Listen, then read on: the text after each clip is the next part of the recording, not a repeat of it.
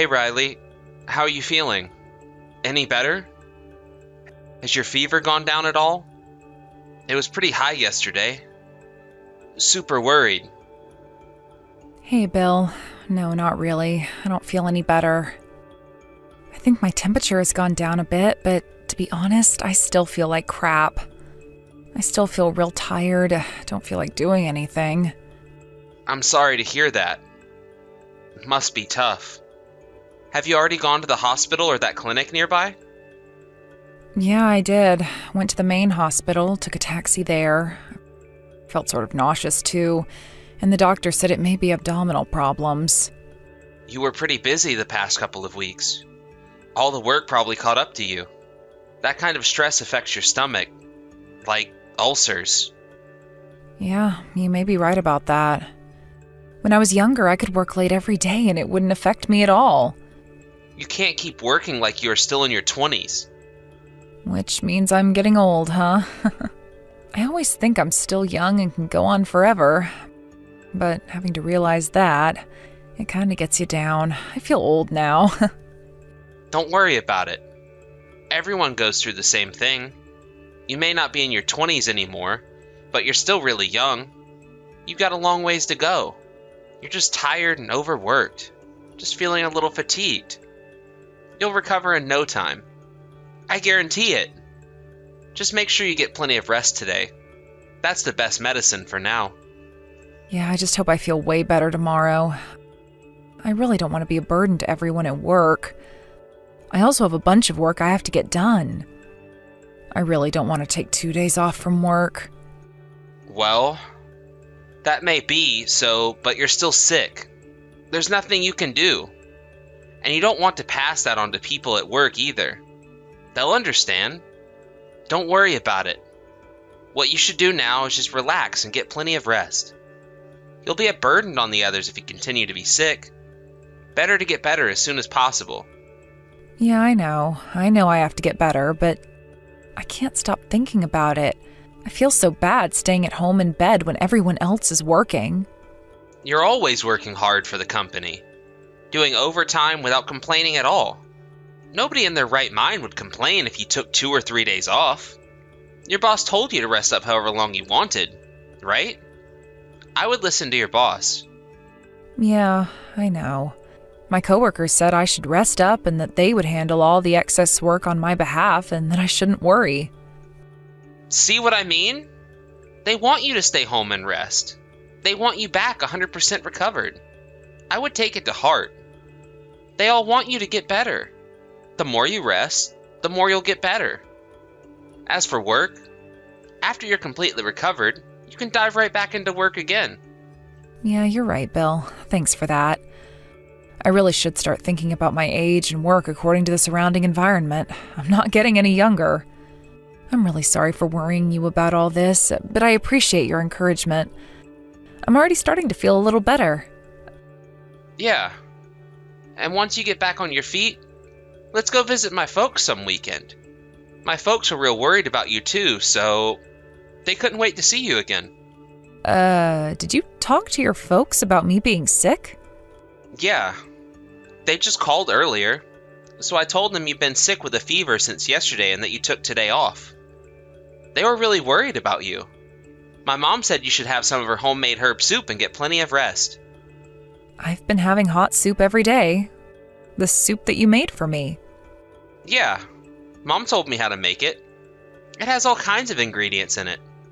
It works like a charm for me.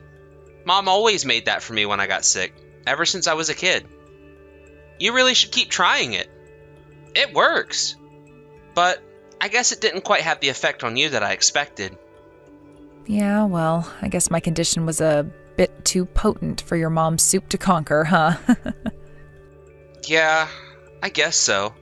But you really should continue with it. It will eventually take effect. Besides, look at me. Have you known me to catch a cold or get sick? I'm healthy as a horse thanks to Mom's soup.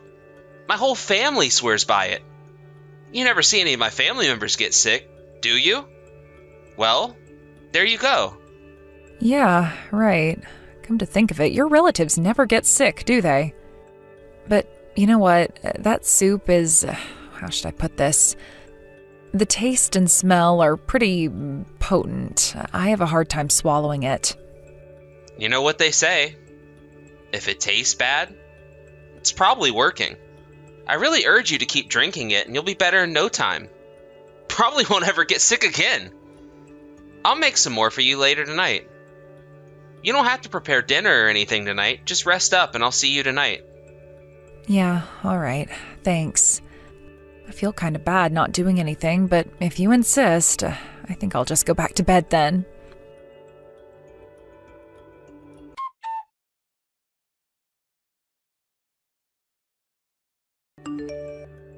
Hey Riley, I just finished work and headed home. Is there anything you want at the store? Like some ice cream or something. It might be good for your throat. No, thanks. I'm good. To be honest, I don't feel like eating anything. I really have no appetite. But you should eat something. Not a good idea to go to bed with an empty stomach. I can't eat anything. It just comes right back up, so I prefer not to eat anything. You seem pretty sick. Are you really okay? Yeah, I took the day off from work today. I feel so bad about taking time off, sitting at home like this, everyone working and all. I should be there on that new project. What can you do? You're not feeling well. All you can do is stay home and get well. You go to work in that condition, and it would just be a burden on everyone. Better to get better first. I can't figure out why I'm feeling so bad, always nauseous and fatigued. I thought I was pretty healthy. Yeah, well, as you get older, you start to lose immunity and get sick easier. There's also hormone balance. Maybe that's what it is, huh? That's probably why it's taking you so long to get better. I start to feel better for a while, and then the next morning I feel sick again. I can't understand it. I'm really getting fed up with this. Maybe I should see a specialist or something. Don't lose hope. Just rest and you'll eventually get better. I'm here with you every step of the way. Don't worry. I don't know how long I can bear this. I'm even thinking of quitting my job. I mean, what's the use, right? I can't even go to work. But you're always saying how much you love your job. You can't quit. You bet I like my job. That's what I live for. Everyone at the office is so nice. I enjoy working with them. That's why I feel so bad about taking time off like this. I'm just a total burden on them. I'm not giving 100% to my job. I hate myself for it. I see. I can sort of understand how you feel. Maybe quitting is a good idea, huh? All this worrying about your job is stressing you out. It's the stress that's affecting your health. So, if you get right down to it, maybe it's a good idea to just quit and relieve yourself from all that stress. Maybe that's the cure. Yeah, I don't feel so good, so I take the day off. And with that guilt, I get stressed out and feel even worse. Boy, it's just a no-win situation. Why don't you try to purge yourself of all that stress and see how it goes? What do you say you quit your job and we move far away? Away from all of this? What do you think? Far away? Where do you have in mind? What about my parents' place? Tell you the truth, I've been talking to Mom and Dad about you and how you're not feeling well and that you're always stressed out. Then they offered to let us live with them. At your parents' place? That's pretty far. Yeah, it is a bit far. It's way out in the countryside. But that means the air is fresh and the water is sparkling clean. It would be the perfect environment for you. Definitely no stress out there. You'd get better in no time. This may be an opportune time to move out there and start over. What do you say? I don't know. That would be a burden on your folks. I couldn't ask them to take us in. Don't worry about it. Besides, it was my folks that suggested we move out there. They wouldn't mind. As a matter of fact, they would welcome us with open arms. But seems kind of sudden. And in the condition I'm in, I wouldn't be of much help. Wouldn't be able to do much cooking or cleaning. I would just be a liability. Don't worry about that. Mom understands the situation. She said she would handle all the chores as she's always done. She just wants you to get better. So, just leave it all up to her. She said to tell you that all she wants you to do is rest and get better as soon as possible. My mom is very concerned about you. Really? She said that? I had no idea she was so concerned. I really appreciate that. They both think of you as their real daughter. They said they would do anything to make you comfortable. So, don't worry about a thing. Yeah, well, I'm really grateful for all that love, but what about you? What about your job? Yeah, about that. Apparently they have a branch office right nearby, and I might be able to get transferred there. I put in a request a weeks back just in case, and I hope to get a positive response soon. So, don't worry about me. It'll work out. But I'm sure the commute will be much longer. They do live pretty far out of the way. It would be hard on you going back and forth. Don't worry about it. I can handle it. What I'm concerned about is you getting better. What's a little commute if you get better, right? You and your folks are such nice people. Why do I even deserve such kindness from you guys?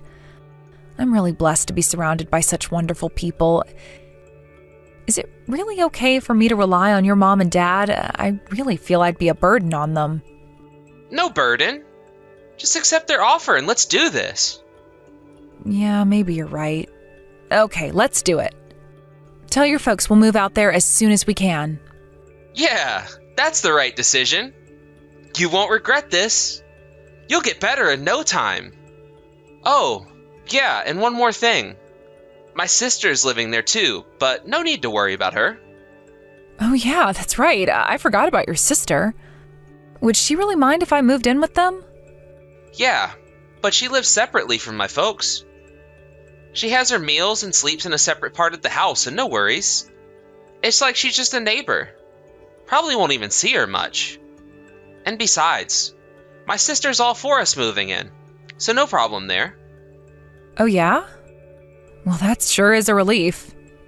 In that case, I don't see a problem. Let's do this. All right. I'll call my mom today and tell her the good news. She'll be super happy about this.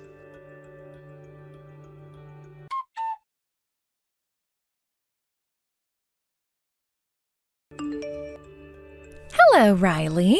It's been a while, hasn't it? How are you? Do you have time to talk?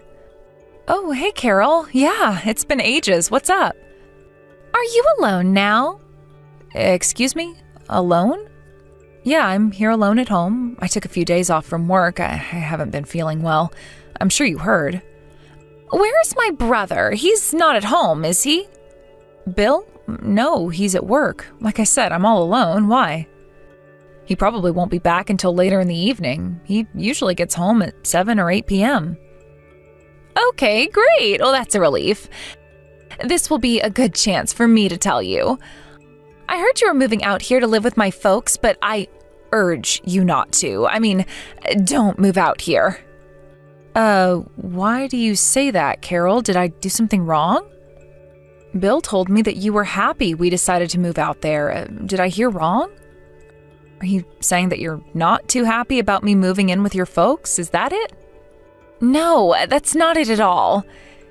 It's just that I just don't want you moving out here and living with my folks. That's all. Nothing against you.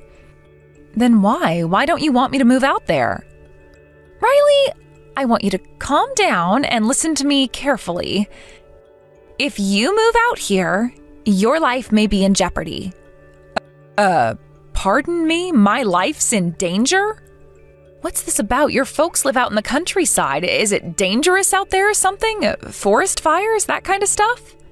You know, I've been sick for quite some time now. I was planning on moving out there with Bill to recuperate. It's all the stress from work, you know?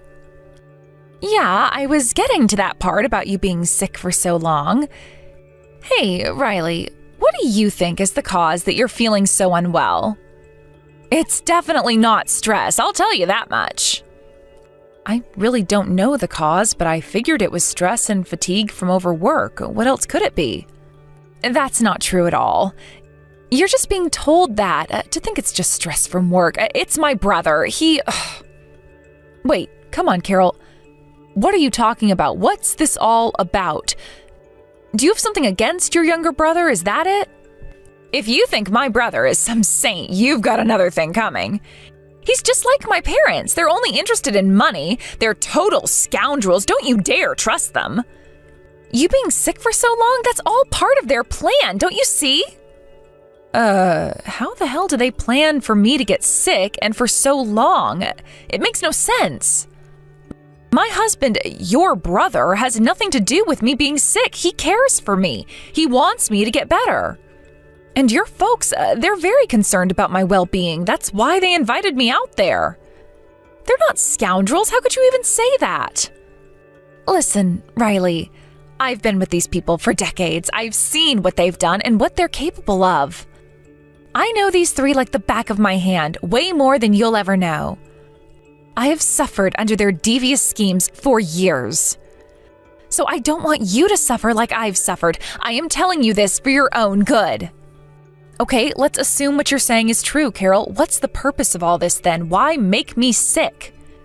There's no reason for them to make me sick and get me to move out there. It's not as if they're going to make money out of it, right? Oh, you bet they will make money off of it. The more you get sick, the more to their advantage. That's why I'm telling you this. I am asking you not to go along with their treacherous plans. There is still time to save yourself.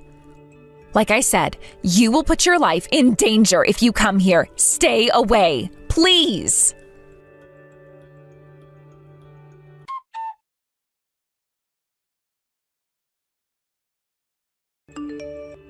Hey Riley, you there? Did you think any about when to move out there? I talked to my boss today, and it looks like I may be able to work things out. I'm thinking about calling the moving company and setting up a date. How's it look for you? My folks said they'd help with the moving. You know, you being unwell and all. Hello. Riley said she's not moving out there. She changed her mind. Why don't you move out there yourself? Just the three of you? Seems fitting. Huh? Wait. Who is this? This is Carol. Remember me? Your big sister, Carol. Pardon me? What the hell are you doing on Riley's phone? Hey, are you there with my wife? Yeah, I am, as a matter of fact. I decided to stop and see her. We needed to take care of some business, like going to the police.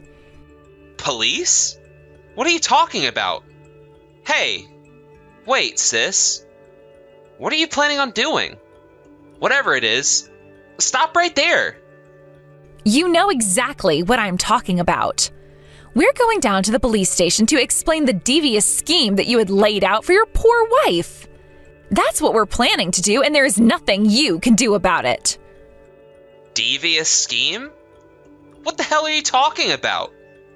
Come on, Bill, don't play dumb.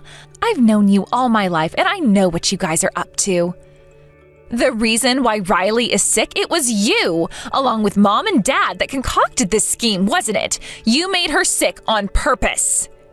It was you, wasn't it? You were the one who mixed some sort of toxic substance into her food every night. Excuse me? Have you gone total insane? Why would I do that? Why would I do that anyways? What good would it do? If Riley ends up in the hospital, you get paid with the insurance. I'm right, aren't I? Sorry to burst your bubble, but Riley's not in the hospital, sis. Stop making up these lies and let me talk to my wife. That part of your plan didn't go as planned, did it? Riley was way healthier than you thought, and she's a fighter, too. That's why you came up with the plan to take her to Mom and Dad's place. If you bring her home, you have more opportunities of getting her even sicker. Come on, Carol. Will you just stop this BS? Why the hell would I jeopardize my wife's life for some insurance money? And besides, I love my wife. Just because I'm using Riley's phone, you don't have to lie through your teeth.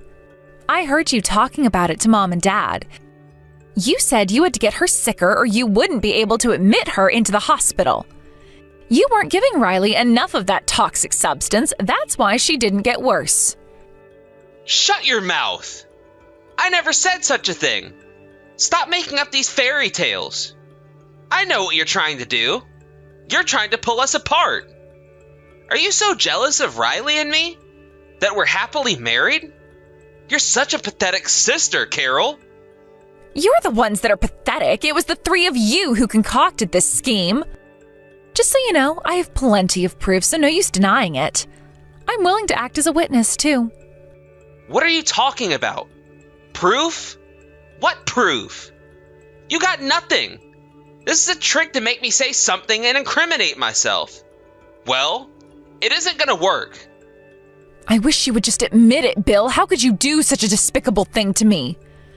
You were trying to use me to get the insurance money? I could have died, you know. Is that you, Riley?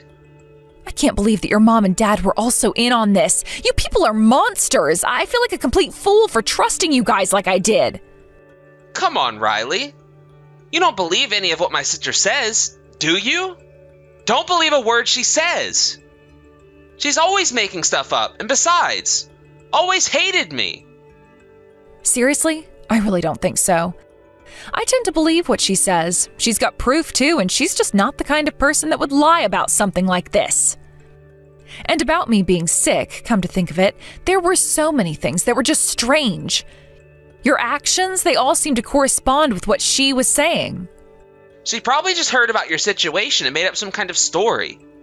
My sister's always been a bit odd. Always causing trouble for the family. She just can't be trusted. She's just doing this to disrupt our lives. It's some kind of twisted hobby she has. She's always been like this. I heard that she was disliked by you and your family, and that she was shunned by you guys for years. Well, like I said, she was always causing trouble. That's why we wanted nothing to do with her. She was like this even when we were kids. And now as an adult, she hasn't changed a bit. We're simply fed up with her antics. You're a liar, Bill. She told me that you were always the one that was pampered by your parents. They didn't give her a second look. It was always all about you. I bet your sister was the only person in your family that was normal. And that's why your family couldn't get along with others, and it was your sister that was really concerned for my safety. How many times do I have to tell you? She's lying. My folks are really concerned about you. No, it's no use, Bill. It's no use trying to convince me. I know the truth now. That soup you made me every night, that was the cause of my illness. You put something in that soup. The soup? What about the soup? You put something in it, didn't you? Some sort of toxic substance?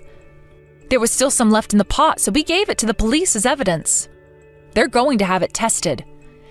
If some sort of toxic substance is found in it, you won't be able to deny it any longer. You do realize that, right? So, if a toxic substance is found, what happens to me? Am I going to be arrested? Yes, that would be the obvious conclusion. And my life was on the line too. I could have been killed. You could go to jail for a long time. No, wait. This is all some sort of misunderstanding. A misunderstanding? Are you kidding me? Just admit that you tried to poison me, your own wife. You know this more than anybody, Bill. Something will definitely be found in that soup. You okay with that? Admit it now and you may get a lighter sentence. I couldn't help it. It wasn't me. My mom and dad. They demanded that I do it. I had to do it. I had no other choice. Okay, so you do admit you did this. But it wasn't me. It was all my parents' fault. They made me do it. Your parents made you do it, huh? Did they hold a gun to your head or something? Are you trying to blame this entire thing on your parents? I was just talking to your sister earlier. She said that she recorded you guys talking about all this. I heard a part of it. I was horrified. How could you people talk like that? Like I wasn't even human, just a thing to be used. What was in the recording? What did you hear exactly?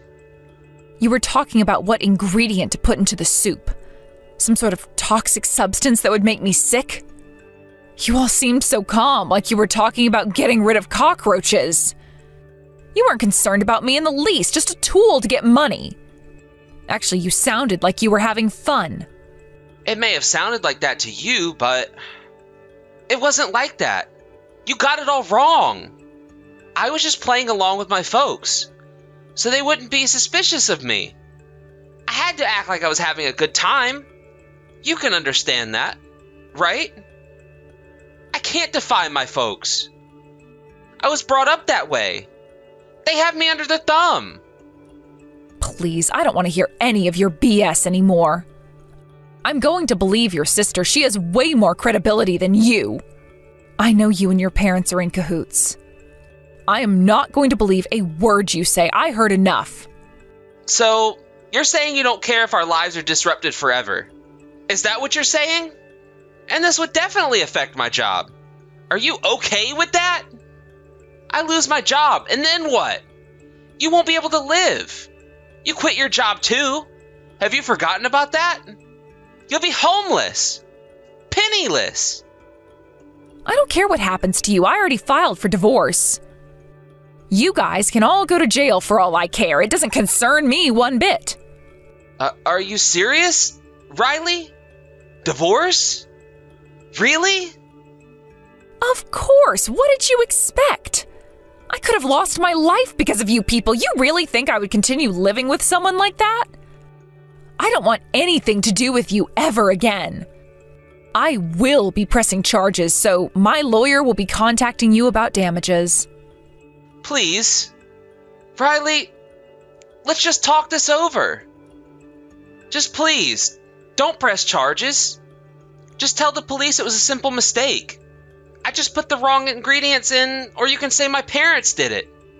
So please, I'll do anything. Oh yeah? You'll do anything, huh? If you want a divorce so bad, okay, I'll allow it. If you want money, I can get you some. I have a bit stashed away. So please, drop all the charges. Let's talk this over. Please. If you drop the charges, the police will back off. Write it off as some domestic quarrel. So you'll allow me a divorce and even some pennies, huh? It's always about the money with you, isn't it? That's what pisses me off the most about you. The pure greed. You do anything for money. Well, I don't need your permission. I'll get the divorce. I'll squeeze every cent out of you and I'll have all 3 of you arrested. I'm not going to drop the charges. No, I'm going to double down on the charges. You criminals deserve to go to jail for life. Come on, Riley. Let's talk about this. I'm sure we can work something out to your advantage. If this all gets out, our lives are finished. Things will never be the same again. Please. Your lives were finished the day you concocted this scheme. Please. I'm only in my 30s. I'm in the prime of my life. You can't do this to me. You're really getting desperate, you know that? I can't listen to this any longer. Man, I feel like such an idiot getting duped by such idiots. You hoodwinked me with those kind words and your fake sympathy. You should get an Oscar for that performance. You took advantage of me. I was ill and not in very good shape. That was when I was most vulnerable. You knew that and you exploited the situation. I can never forgive you. Please, Riley, forgive me. I mean it. I'm sorry. I was agonizing whether I should tell you the truth or not. I really was. I didn't want to go through with it. I was grappling with the guilt. It's true that I was using you, but still, I felt guilty doing it. It was not easy, to say the least. But, like I said, I couldn't defy my folks. Their control over me is just too strong. You're really good at this, aren't you, Bill? The more I hear you talk, the more I hear who you really are. Just a hustler. That's what you are. I'm not trying to con you. I'm just being honest. The more I hear you, the more I don't believe you. I suggest you just shut up. Every word that comes out of your mouth, I have to stop and wonder if it's true or if it's another lie. I think it's mostly the latter. But I decided that every word that comes out of that mouth is 100% lie. Makes things so much easier. Please, wait. Please, believe me. I suggest you use that smooth talk and see how much you can con the police. You better hope they believe you. But I doubt it. There's just a ton of irrefutable evidence. Your silver tongue won't get you very far. But if they prove that you are innocent, then I'll believe you.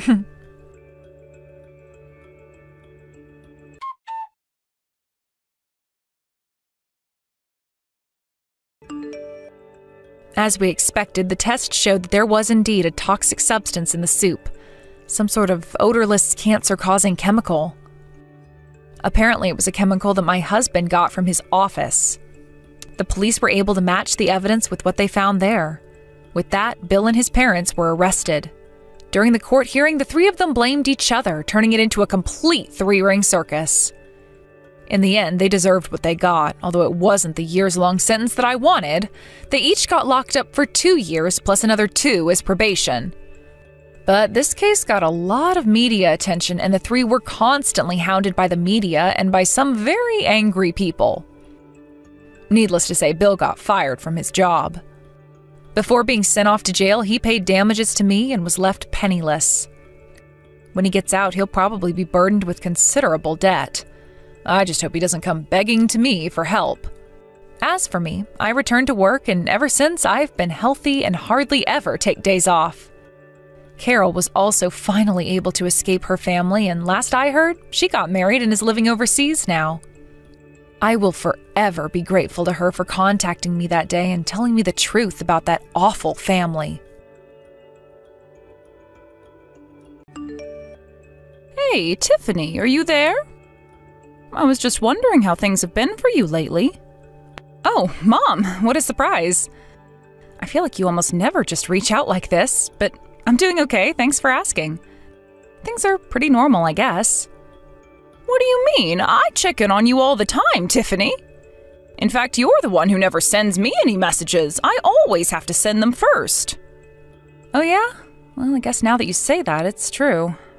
But anyways, do you know how many years it's been since I've moved from home? Because I think you should know that I'm a responsible adult and I don't need this.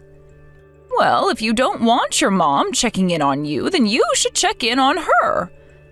I know that we live far away and I wouldn't ask you to come all the way here to visit, but I still would like to know how you're doing. Ugh, Mom, what am I going to do with you? Oh, come on, Tiffany. If you're such a big girl, you should be able to have a conversation with your mother. But anyways, about the children, Timmy and Leia, are they both doing well? Yeah, Mom, everyone is doing fine and healthy here. There's nothing to worry about. Why even ask something like that? Why? What do you mean, why? Because those two are also part of the family, aren't they? You think I wouldn't ask after my own grandchildren? After all, it's been a whole 6 months since I last saw you all. Has that much time really passed since we were last over there? I guess I must have forgotten. I know that you remember, Tiffany. How could you not remember the last time you were here? I mean, that was around the time when you announced that you were getting divorced. Are you telling me that you really don't remember that at all? I don't know what you want me to say, Mom. I've been really, really busy ever since the divorce, if you must know. Well, I assumed that you would be, but are you okay, Tiffany? Like, really okay? Are you sending the kids to school? No problems picking them up afterwards either? I am telling you that we are all fine and happy and healthy over here, okay? You are just being a worrywart. Everything is fine, okay? So just drop it. Well, I mean, you say all of that, but are you really telling me that you're able to handle working, taking care of the kids, and running the house? After all, I know that the kids are still quite young, and I just hope that you're not doing too much and overstretching yourself. And what if I am? What business is it of yours? Are you trying to tell me that I shouldn't have gotten divorced? I'm not saying that at all, sweetie. I just want to make sure that you're remembering to take care of yourself as well. You really are persistent, do you know that? I really hate that about you, Mom. Do you have any idea how tired I am after a day of work? And then I have to come home and put up with this interrogation from you. I'm sorry if you feel that I'm prying too much. I just wanted to check in on you all. I don't really think there's any need to take that kind of tone with me or use that kind of language. Are you kidding me, Mom? I'm not some little kid, and I only said that you were being persistent. Right, of course. Well, anyways, I just wanted to check in since you're divorced. But I'm glad to hear that everyone is doing so well, including yourself. It's only been 6 months since I was even there, Mom. Of course we're all doing fine. What would change in that short of a time span? Were you actually that worried about us? I mean, I was a bit worried, yes. It's just that it had been so long since I heard from you is all. I was just really missing you all and wanted to make sure that you were all doing well. Well, like I said, I'm not a child anymore. I've had children. I'm divorced. I'm very much an adult, okay? Of course I know that, sweetie, but you're still always going to be my daughter. And I just want you to know that you can always come to me with any problems if you have them. Okay, fine. If you really mean that, then you can increase the amount of money that you send me every month. Tiffany, you know that we've talked about this. I told you that that's the one thing I can't do. So you're just too cheap to want to help out your daughter where it counts? Is that what I'm understanding? I'm not cheap or any of that. It's just I can't help you financially. But if there's anything that I can do that doesn't involve money, I'm more than happy to help. So please don't ever hesitate to come and ask me for help, all right?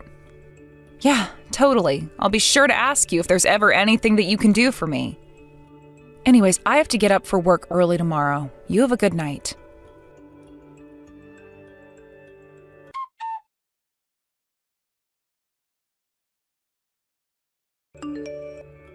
Hey there, Tiffany. I just wanted to let you know that I sent this month's money to you. Would you mind checking to see if it made it? Oh, thank you so much, Mom. This money is really going to help. I appreciate it. Yes, of course. It really is my pleasure. Although I must say, you only ever seem to be this happy talking to me when it's about money. Otherwise, it's difficult enough to even get a response from you when I send anything. Oh, come on, Mom. Do we really have to start this? You know, if you keep complaining like this, you're only going to get more wrinkles. Aren't you so sweet for being so concerned about your mother like that? But I'm not messaging you to talk about that. What do you mean? Is there something else that you wanted to talk to me about besides the money that you send me every month? Of course there's other things to talk about, Tiffany. Honestly, is this any way to talk to your mother? Okay, I'm sorry. What is it? What do you want to talk to me about? Well, I heard that you deleted your ex-husband George's number from Timmy's phone. Oh, you want to talk to me about that? Yeah, I guess I did that. I probably did it right after the divorce was finalized, but what do you want to know about that? Well, I actually reached out to Timmy to ask if he knew how to contact his dad since I didn't have his number. But then he told me that you erased his number from his phone. Why would you go and do something like that? What do you mean, Mom? Why wouldn't I go and do something like that? I don't understand what you mean by that, Tiffany. Well, the thing is that the two of us are now divorced. And I have custody of the kids, so why would I let my kids keep his contact information? It's not that I don't understand where it is that you're coming from, but at the end of the day, George is still the father of your children. Don't you think maybe you should have let your kids keep his numbers in their phones? No way! That would be taking things way too far if you ask me. I mean, what if he started talking to them in secret? Well, I don't think it would have to be a secret, but it only makes sense for a child to be talking with both parents. Is this really all you wanted to talk to me about? Because if so, then I would really appreciate if you could leave my family business for me to decide. I mean, are you telling me that hearing about what I did actually made you so upset that you had to talk to me like this about it? I mean, I wouldn't say that it made me upset or anything like that, but I just think that your children have a right to know their father, and if one of them says that they want to talk to him, then he should be able to. Oh, just give me a break already, Mom. I know that you think that would work, but it just wouldn't. You know, this is why I really can't stand you sometimes. But let's get something clear. I hate George, and that's why I don't let him contact me or my kids anymore, okay? Tiffany, you're not telling your kids all kinds of negative things about their father, are you? And so what if I am? Are you going to tell me how that's wrong of me to do as well? I mean, yes, kind of. He is the father of your kids, so if not for your own sake, then at least for the kids' sakes, just let their father be. You really think that I don't know what I'm doing when it comes to taking care of my own kids, Mom? I'm just saying that maybe you don't need to be insulting or bad-mouthing George when you're around the kids. Why try and spoil the image they have of their father? You two are already divorced, so I really don't see why it should be a goal of yours to try and turn your children against him. I really don't see what the problem with that is at all. That makes total sense to me, honestly. Tiffany, don't you think that this is a problem that should stay between you and George and not have to involve your kids? In fact, as far as I can remember, George has always tried his best to be a really good father for the children. So why not let them just develop their own relationship with him? What are you trying to get at here, huh, Mom? I mean, what do you think that you're going to accomplish talking to me like this? All I'm asking you to do is not to insult the father of your children to their faces when he really hasn't done anything. I mean, he pays for child support and everything, right? And he's making sure to see the kids once a month as well. I think that says a lot about him. So why try and tear him down for the kids? Look, all I'm saying is that I don't want George talking to the kids when I don't know about it, okay? I'm just saying that I really don't think one parent should be trying to set their children against the other. It's just not right. I'm not saying that I don't understand your feelings towards George, but I just think that you should consider more of the effect this might have on your children growing up. Do you understand what I'm trying to tell you? Yeah, I understand just fine. Thank you very much. I really don't think that you understand at all if that's all you have to say on the matter. I'm telling you that I really don't think it's good for the children. Maybe if this really upsets you this much, you could just try talking to Timmy about what's going on a little more.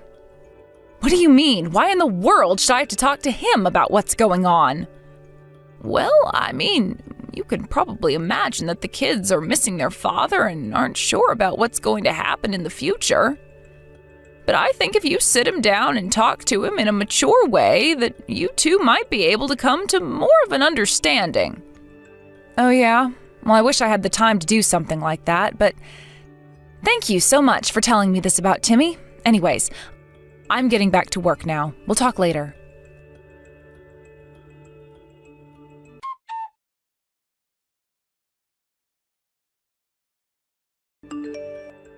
Hey, Grandma, are you there? Are you awake right now? Oh my, if it isn't Timmy! What in the world are you doing up this early in the morning?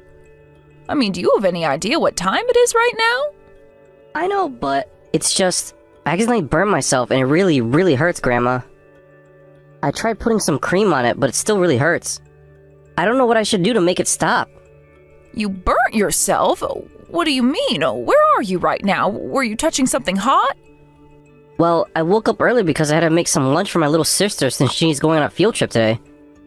But then I was boiling water and accidentally touched the hot pot. Oh no! I'm so sorry that happened to you, Timmy, but why are you telling this to me? You should go and tell your mom about this. I can't. I have to do this all by myself since my mom isn't at home. She hasn't been for a while. Wait, what? What do you mean your mom hasn't been home in a while? Where has she been? I can't tell you, Grandma. I'm sorry, but I just can't. What do you mean? What can't you tell me? You can't tell me where it is that your mom's been going this whole time? What is going on over there? It's just that my mom told me that I wasn't allowed to talk to you about this. She said that I wasn't allowed to tell you no matter what. I'm really, really sorry, Grandma. Timmy, I want you to tell me what's happening. I know that your mom told you not to, but if she gets mad, then I will tell her that I made you do it. Nothing is going to happen to you if you tell me about what is going on. Are you sure about this? You really think I won't get into trouble with my mom? Trust me, I will tell your mom that it was all my fault. So please, just tell tell me what's happening. How long ago did your mom leave the house? Well, I think she left the house around the same time that Daddy left the house. At first, she would only come back to do things for my sister. You mean she would only come back home to take Leia to and from her preschool? Yeah, stuff like that mostly. But then, after they got back home, Mom would go and I would be in charge of all the cooking and stuff like that. I had no idea about any of this. So you've been taking care of yourself and your little sister all by yourself this whole time? That's right. It's been really tough, but okay up until now. After all, I have to be a good older brother. Oh, Timmy, you really are such a sweet little boy. Hold on just a second. I'm getting some messages and I'll get right back to you. Wait, what? What do you mean? Is someone calling you right now? Yes, actually, it's your dad. He's trying to reach me right now. I'm so sorry to ask this suddenly, but who do you prefer, your mom or your dad? You want to know which parent I like best? Why would you want to know something like that? Well, I was just thinking about our conversation about how your mom erased his number from your phone, but ever since then it sounds like your mom hasn't even been home.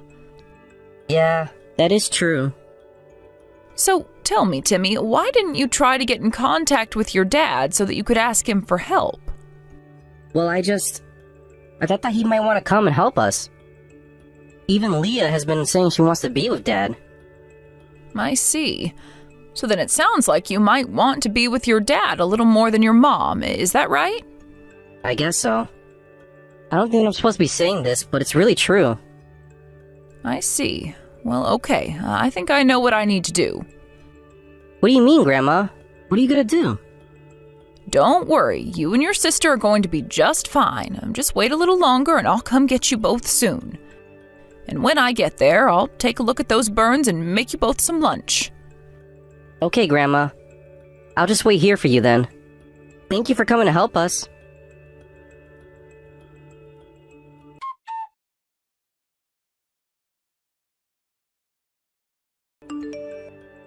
Tiffany, where are you right now? Mom, do you have any idea at all what time it is right now? Why have you been pestering me so much lately? That's not what I'm here to talk to you about. I asked you where you are right now. What is your deal? I'm at home like I always am at this time of night. Did you really even need to ask me? Don't you lie to me. I know that isn't true, Tiffany. What are you talking about? You really think that I'm lying to you about being home at 10 at night? Of course I do. After all, you're still not back home yet. I'm sorry, Mom, but I really have no idea what any of this is about at all. Just what makes you say that when you're not even with me to know that? Well, it's just I would think that if you were really at home, then you wouldn't be acting as calmly as you are right now. After all, haven't you noticed that neither of your children are at home? I just thought you'd be a bit more worried about that. I don't know, I would think that a good mother would be frantically searching for her children. What are you talking about? My children aren't at home? What makes you say something like that? I guess you really don't have any idea what I'm talking about at all, do you? I don't know what's going on here, but I want to know what you mean when you say that my children aren't at home right now. Oh, don't you worry. The children are safe and sound with me. We're all at George's house right now. But, what is happening? Why are you all with George right now? This doesn't make any sense. Well, we're all here because he's going to look after the kids, especially since you weren't doing any of that.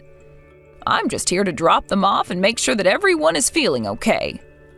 Hold on a second. Did you talk to Timmy? What did he tell you? Why do you ask that? Was there something that he wasn't supposed to tell me? Honestly, what kind of mother just leaves her children all alone like you did? What's the matter with you? I knew it.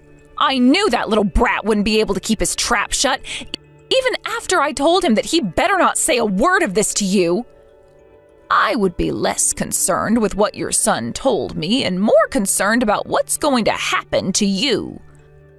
I mean, did you really leave your children all alone just so that you could go and see some new man?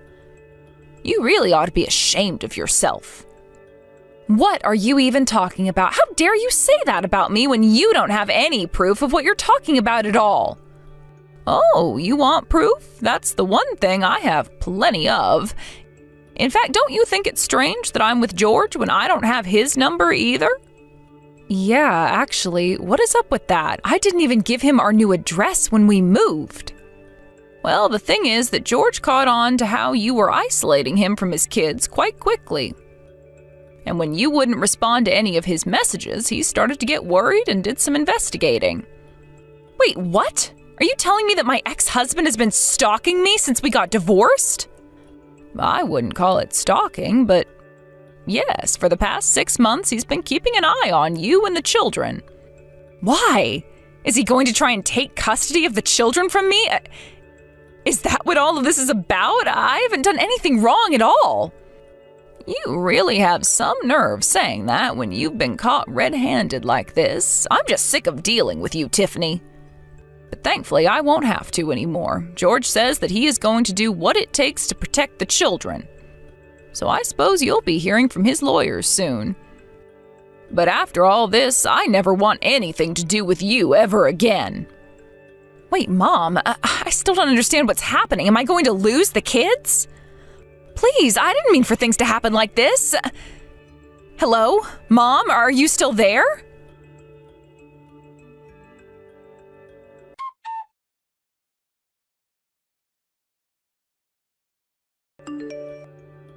After that, George hired a lawyer and had them start to relitigate the custody of their children. George handed over all the evidence that he had gathered of Tiffany's parental neglect. Although the court raised its eyebrow at George's dubious information gathering, the evidence made it clear that Tiffany was not suited to raise her children and custody was given to George. Now, Tiffany is the one having to pay George child support while he takes care of the children. I go over to visit them often, and they seem much happier with their father. As for Tiffany, I kept my word and haven't spoken to her since that day. I hope one day that there's no more need to avoid her, but for now I'm concentrated on making sure my grandchildren grow up safe and happy. Of course, I didn't want things to end this way between my daughter and I, but Tiffany refused to even think that she could be in the wrong, and until that changes, I'm afraid that her situation never will. All I can do is hope. Thank you for watching. If you liked this video, please give it a thumbs up and don't forget to subscribe to see more content like this.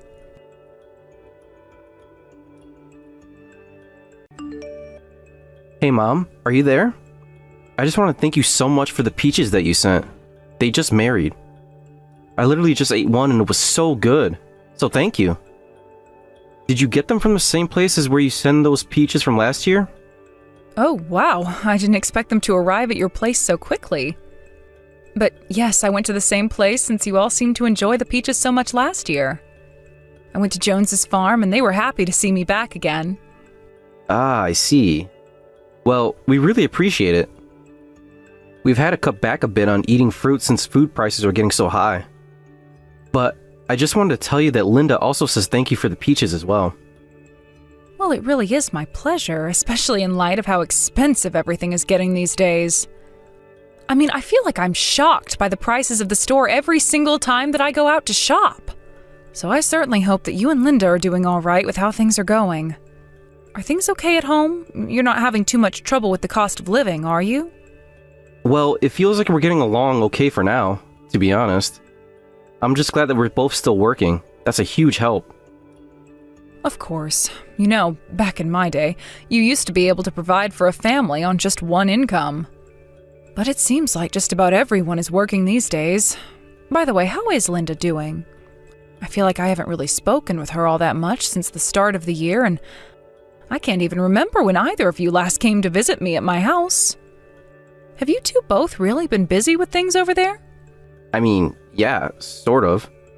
We just always have a lot of work to do, and it feels like we hardly ever get a break. Oh my. Well, I certainly hope that the two of you are remembering to take care of your health. After all, Linda's birthday's coming up soon, isn't it? By the way, I was thinking of what I should get her, but do you have any ideas? You really don't need to get her anything at all if you don't want to, Mom. Oh, come on, Greg. Why wouldn't I want to send her a gift on her birthday? Well, because you would only be doing it to be polite, right? And since your birthday is also coming up, if you got Linda something, she would feel obligated to get you something. And I'm really sorry to say, but I don't think that we can really be affording to send people with presents. You know that I don't give gifts with the expectation of getting anything back, don't you, son? I mean, when I gave her a gift last year, I also told her that she didn't have to get me anything either then. I'm not really sure where you're getting these ideas from at all, Greg. Oh, right. I guess that I must have forgotten about that since I'm so busy these days. But yeah, you really don't have to send her anything this year. Are you sure about that? I mean, if that's really what you want, then I guess I won't send anything. But if Linda says anything to you about it, you just tell her that you told me not to give her anything, okay? Yeah, of course. If Linda has anything to say about it, I'll let her know. But you also remember to take care of yourself, okay, Mom? I mean, we barely started summer, and these hot days are not going to be stopping anytime soon. So just be careful when you leave the house, okay? Oh, thank you for worrying, son, but I'm sure that I'll be okay. Your father and I take very good care of each other's health. In fact, we even went to go hike a mountain just a few weeks ago. Mom, come on. You can't be doing these sort of things. We've talked about this before, haven't we? I told you that you're too old to be acting like this. I'm sorry, but I really don't think that I'm too old to go outside and hike on a trail. And it wasn't a steep hike or anything, so it's really fine. But thank you for always worrying about your dad and I. I'll be sure to pass along to your dad that you said that. Anyways, I'm glad to hear that you two are hanging in there. And please tell Linda that I'd love to have you two over once work settles down a bit for you both.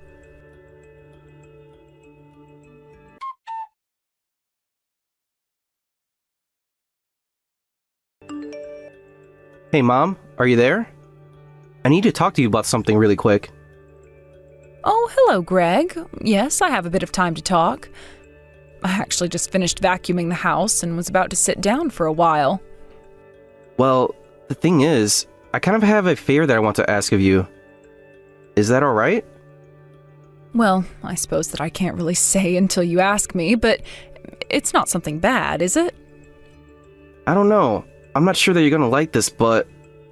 Oh, come on, son, just tell me what it is already. You're not going to keep me guessing forever, are you? I just want to make sure that you're ready to hear what I have to say, because I think that it might come out as a bit of shock to you is all. Okay, so the thing is that Linda is actually about $30,000 in debt. Wait, Linda is $30,000 in debt? When did this happen? How did she rack up an amount like that? Yes, it's really true. I wouldn't lie to you about something like this, Mom. You know that. I suppose not, but... Well, Linda just always struck me as the responsible one out of the two of you. So I guess I'm just a little bit surprised to hear that she's the one in all of this debt and not you. I know that you have this image of this in your head, Mom, but it doesn't mean that it's true. And things are really quite different at our house behind closed doors. In fact, Linda has actually been really bad with money ever since the two of us met. Oh, really? I had no idea about that at all. I must say that this comes as a bit of a shock to me. I mean, what would she even need $30,000 for anyways? She's just always going on little shopping sprees online and using the credit card to buy whatever she wants. Linda tells me that it's her way of relieving stress, but it's a really expensive method. And anyways, it wasn't just one purchase. She's racked up this huge debt over many, many purchases over time. I see. So then it's not just the amount, but it's also the interest that's been accumulating on the credit. Yeah, and I thought I'd be able to handle it on my own, but I just don't think that I can anymore. So I feel really bad for asking, but can I get any kind of help with this? I promise to pay you back when I can, when I'm able to. We're just in a bit of a pickle. I suppose I could help, but is there a certain amount that you're hoping I'll give?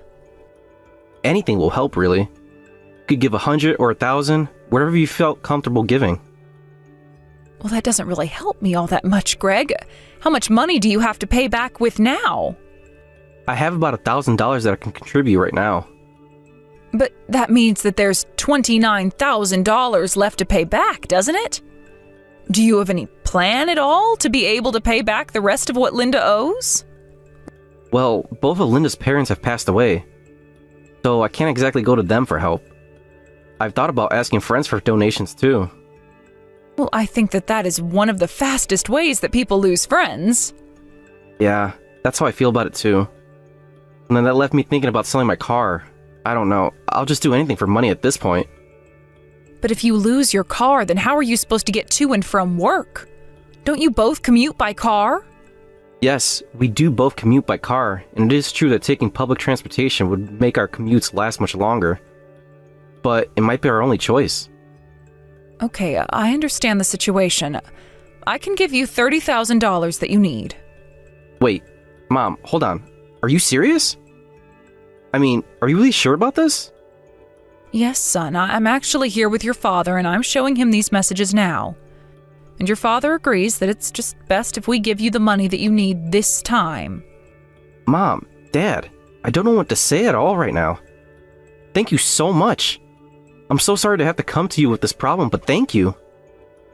Now, we are going to be helping you with this money, but in exchange, you and Linda have to come and visit us more often. After all, even for us, $30,000 is a lot of money, okay? And I also want a promise from the both of you not to spend beyond your means anymore. I mean it. I don't want this to be a reoccurring thing. Do you understand me? Of course I understand, Mom. I promise you that as soon as we finish dealing with the debt, that Linda and I will make an effort to go and visit you and Dad. Thank you so much for this again. Okay, I'm glad we understand each other. I'll arrange the money to be ready by next week. You should be able to come over this weekend to pick it up from us. Great, this is so amazing. I have to go and tell Linda about this. Yes, she should know all about this as well. Of course, I know that she might be embarrassed to come and visit us now that we know about her shopping habits. But just tell her that neither your father nor I are mad at her in the slightest. We just want you both to promise to be a little more responsible with your money from here on out, okay?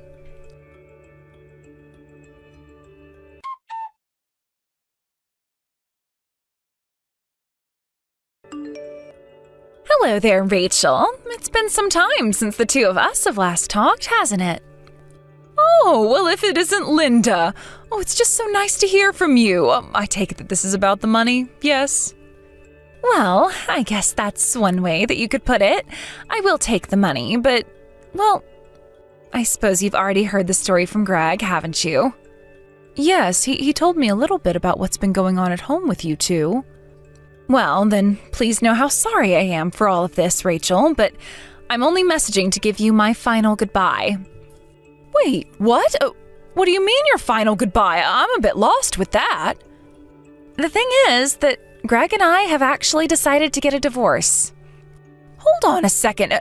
You and my son are going to be getting divorced? Do I understand that right? Yes, I'm afraid that we talked and it's what we both agreed to. I'm sorry, Linda, but don't you think that's a little unfair?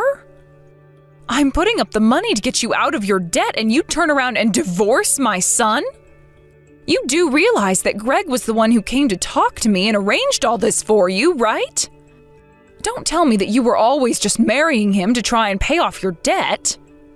My debt? I'm sorry, Rachel, but I really have no idea what you're talking about. And if anyone has married anyone for money, then it's your son marrying me for mine.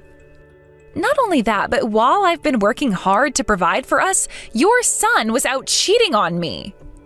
Wait a second, are you telling me that my son has been cheating on you? That's right, but that's not all. He used up all my savings that I had from before we were married to carry out his affair. And he never contributed anything to the household at all. I just can't stand his behavior any longer, and so we're getting a divorce. Hold on just a second, I haven't heard about any of this at all. This isn't what Greg told me. But I thought you said that you just heard about the situation from Greg, right? Yes, but he told me that you were in some $30,000 of debt. I thought that Greg was coming to me to ask for help in your place, but what you're saying is completely different. I really don't know what to say to any of that, except for that I don't have any debt. It sounds to me like Greg might be lying to you. Although now that I think about it, in the divorce, it's about $30,000 that Greg is going to owe me for his affair. And if you're worried that I might be misleading you as well, I have plenty of evidence that Greg has been cheating on me. If you'd like, I can show you some so that we can clear up any confusion between us. But then, are you really trying to tell me that my son lied to me? I'm afraid that's the way that it seems, Rachel. I told Greg to tell you about the divorce, but I guess he had a different story for you. To be honest, I'm quite surprised that he would lie to you like that. Linda, I am so sorry for thinking poorly of you over this. I had no idea that Greg was capable of something so horrible. I should have never blamed you for any of this. I really am sorry for that. You don't have anything to apologize for at all, Rachel. You were lied to, and you didn't know what the truth was. If I had a son and he did something like this, I would also be quite upset. I'm just glad that we were able to clear this up with each other before things went any further. Of course, but, well, I still just feel so sorry for the way I was thinking about you. I'm curious, though, do you think that we could meet up? I really would like to hear more about what's happened between you and Greg. Oh, yes, I completely understand. I think that we could find some time to talk this out, and don't worry about me talking to you. I'm over Greg and won't hold anything he's done to me against you. I really am so sorry for the idiotic way my son has been treating you.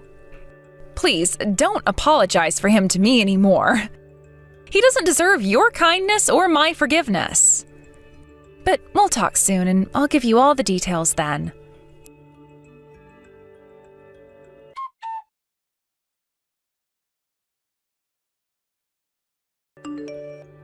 Hello, Greg. Do you have a moment to talk about Linda's debt?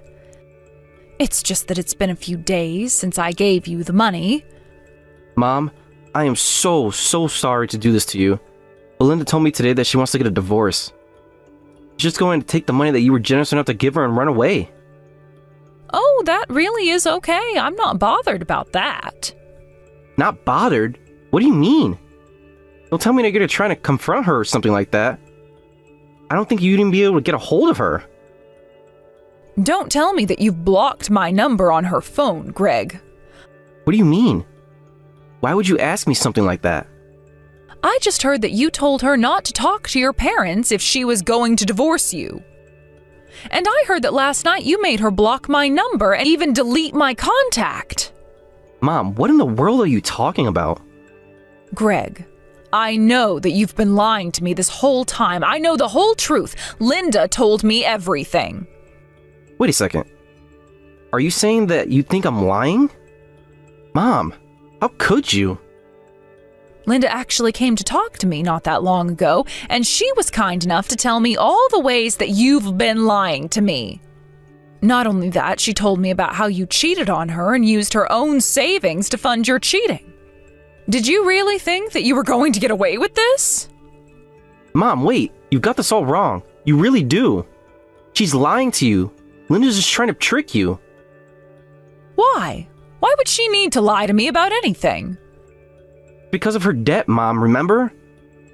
She owes all that money, and she's just looking for a way to get a way of stealing it from you. You know, you might have a point if Linda hadn't shown me her proof of you cheating on her. The photos, recordings, videos even. She even has you on tape admitting to the affair. It's all fake. She edited my voice to make it sound like I said that. And the photos are all just AI. It's all fake. I'm telling you. Please, Mom, you're just too old to be able to understand these kind of scams, but they're real. It's just the day and age we live in. Oh, give me a break already, Greg. I know that you were already going through the divorce process. And I know that the $30,000 isn't really for Linda, but it was what you owed her for your affair. I may be old, but I'm not stupid, and I'm not going to let you lie to me any longer. Please, Mom, I really did think that I had met the woman of my dreams. What are you talking about now? I'm talking about the other woman, of course. It's only now that I finally see that she's the person I want to be with. I just met the soulmate in the wrong order. But I know that if you met her, you really like her too. She's so much better than Linda. You have to believe me. You really are stupid, you know that? You think I'm going to forgive you if you introduce me to your new girlfriend? Because if you think that that's going to make any difference to me at all, then you are dead wrong. Honestly, you already had someone who was there for you and who would have been a good partner had you not stabbed her in the back. I don't want to meet anyone else that you're with if you're just going to treat them like this. Mom, please, you can't listen to what Linda's been saying about me. It's all lies, so you'll take her side over mine. I'm telling you that Linda was only interested in me for the money. That isn't true, though, and Linda has only been honest with me about what's been going on between the two of you. As for the money, I think that Linda is perfectly within her rights to sue you for the affair. You did something bad and deserve to be punished for it. But, Mom, why can't you see that you're being tricked right now? Because the only time that I was being tricked was when you lied to me about what you need that money for. I know that Linda doesn't actually have any debt at all. You just wanted me to pay for the legal fees that you were saddled with after Linda sued you for cheating on her. Well, I'll have you know that you are going to pay me back every cent of that money. After all, you two still aren't divorced, right? So you should still have that money. But Mom, if I give you that money back then, how am I supposed to pay off the money that I owed to Linda? I think that you'll just have to pay her what you can and take out a loan to afford the rest.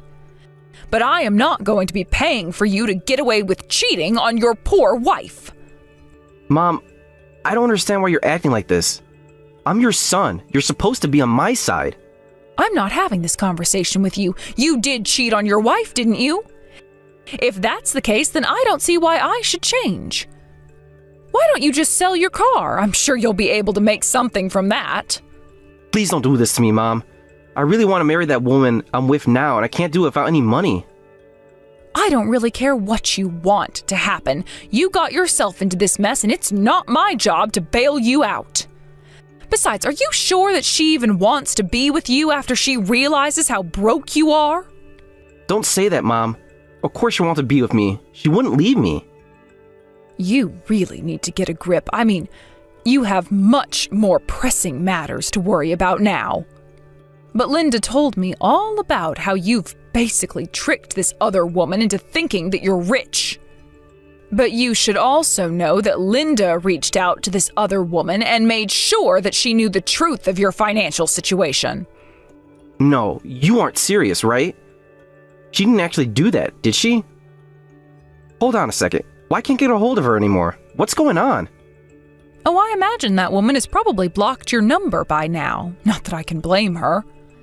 Mom, please, what am I gonna do? You have to help me. Things were supposed to happen like this. This isn't my problem, and I won't be helping you out of it, Greg. You've caused all this damage yourself, so now it's your job to fix it. Do you understand?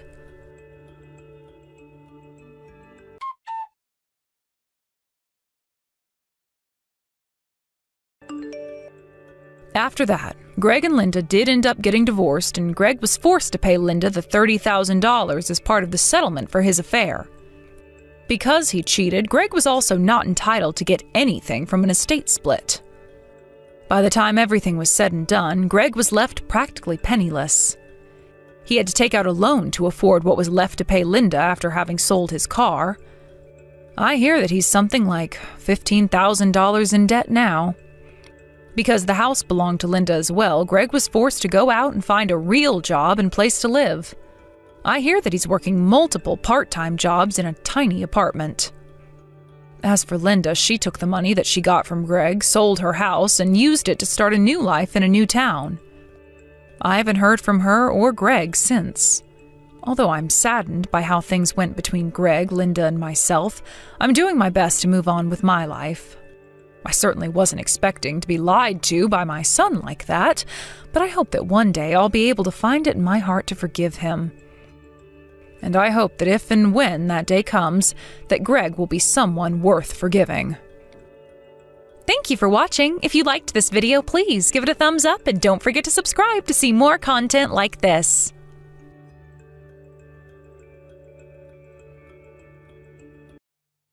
Chloe, are you serious about the child support payment? I don't think I could do that for you. Are you talking about the one-time payment? Of course I'm serious. I won't take back what I said. I'm worried you might refuse to pay child support in the future if I don't get all of the amount paid at once. I can't trust you. I thought you agreed when I told you this during our divorce mediation. I didn't really agree with you. I just said that I'll think about it. Sabrina is still in elementary school. It's going to be a crazy amount if I have to pay all that child support at once. Can you imagine how hard that's going to be for me? What? So are you telling me that you can't pay for your daughter? You don't love her anymore now that you don't have custody of her? How can you call yourself a father? Don't ever act like one in front of Sabrina anymore. I bet this kind of attitude of yours is the reason why I won the right to live with Sabrina. Chloe, don't bring up the topic of child custody. That's an entirely different story. And I'm not really complaining about the amount. It's possible for me to pay for all at once. I do have a pretty high income. Then what are you complaining about? Just accept it, can't you? Chloe, do you remember the reason why we got divorced? It's because you're a big spender and extravagant with money. God, are you blaming me for our divorce now? You really have no idea. That's obviously not the only reason. It's not just my fault. Don't blame me when you're also to be blamed. You're clearly at fault more than me. You're the one who has no idea. First of all, I really don't understand why you got custody over Sabrina. I would object to the court's decision if I can. And now you're making me pay for child support all at once. How can I just accept everything without complaining at all? I think I should have more say in this. Who do you think you are, Josh? You think you're better than me, huh? Do you remember what happened at your company before we got married? There's no way you have forgotten about it already. I remember. It's true that my company faced some financial difficulties in the past, but it was just that once. And it was a long time ago. Why do you have to bring that up now? We're actually doing great right now. We're doing better than ever, actually. But you can't guarantee that your company will continue to do well in the future. Show me proof. I know that there's no way to prove, so because you're not sure about it either, I have to make sure I get what I'm supposed to get. You might refuse to pay if your company faces another financial crisis. Then prove to me that you won't use up all the money I pay you right now. You might be planning to use it up all by yourself and leave nothing for Sabrina. I can't trust you because I know how big a spender you are, Chloe. I'm really scared you might actually use it up. I'm willing to pay you an equal amount every month. Do you really need me to pay everything at once? Do you have any other good reasons for asking me that? I know you're just saying this because you don't want to pay me money. Let me tell you something. Statistics show that payment rates for child support are really low. My request should make sense to you, no? I don't care about the stats. It doesn't apply to me. I'm telling you that I'm willing to pay you monthly. Can't you see that I'm willing to pay? You might be willing now, but how about in the future? Would you be willing if your company faces another financial issue in the future? We can never be sure of that. Or are you going to make a vow here that you'll pay me no matter what? Even if you had to go into debt? I'll do that if it's for my daughter. I'll risk everything for Sabrina. I don't care if you're willing or not to do anything for Sabrina. That's not the point. If your company goes bankrupt and you end up going into debt or to pay for child support, the amount that you initially agreed to pay might be reduced. If the amount gets reduced, it's Sabrina who's going to suffer, okay? Do you want your daughter to suffer financially because of you? Okay, you have a point. I'll pay you all the child support at once like you wanted to. I won't object if you would guarantee a better life for Sabrina. I wish for her happiness the most. If you're going to end up agreeing to my request, do it without complaining. What was the point of the conversation we just had now? Make sure you pay me everything at once. I won't let you meet Sabrina until you pay me everything. I'll talk to my lawyer so that we can both get a copy of the document about the payment with our signs on it. That should be enough to make you feel assured. Contact me again when the documents are ready. Don't try to persuade me again. I'm not going to take back what I said. I know, I won't. So don't worry. Chloe, you have to promise me. The money I'm paying you is for Sabrina and her future. Don't you ever misunderstand that. Promise me that you won't use it for yourself. Promise me that you'll use it for Sabrina and keep it for her future. I know. You don't have to tell me that over and over again. I'm her mother, okay? And I won the right to live with her when you didn't. The court knew that I'll be a better parent for her than you. Just accept it and get it over with, Josh.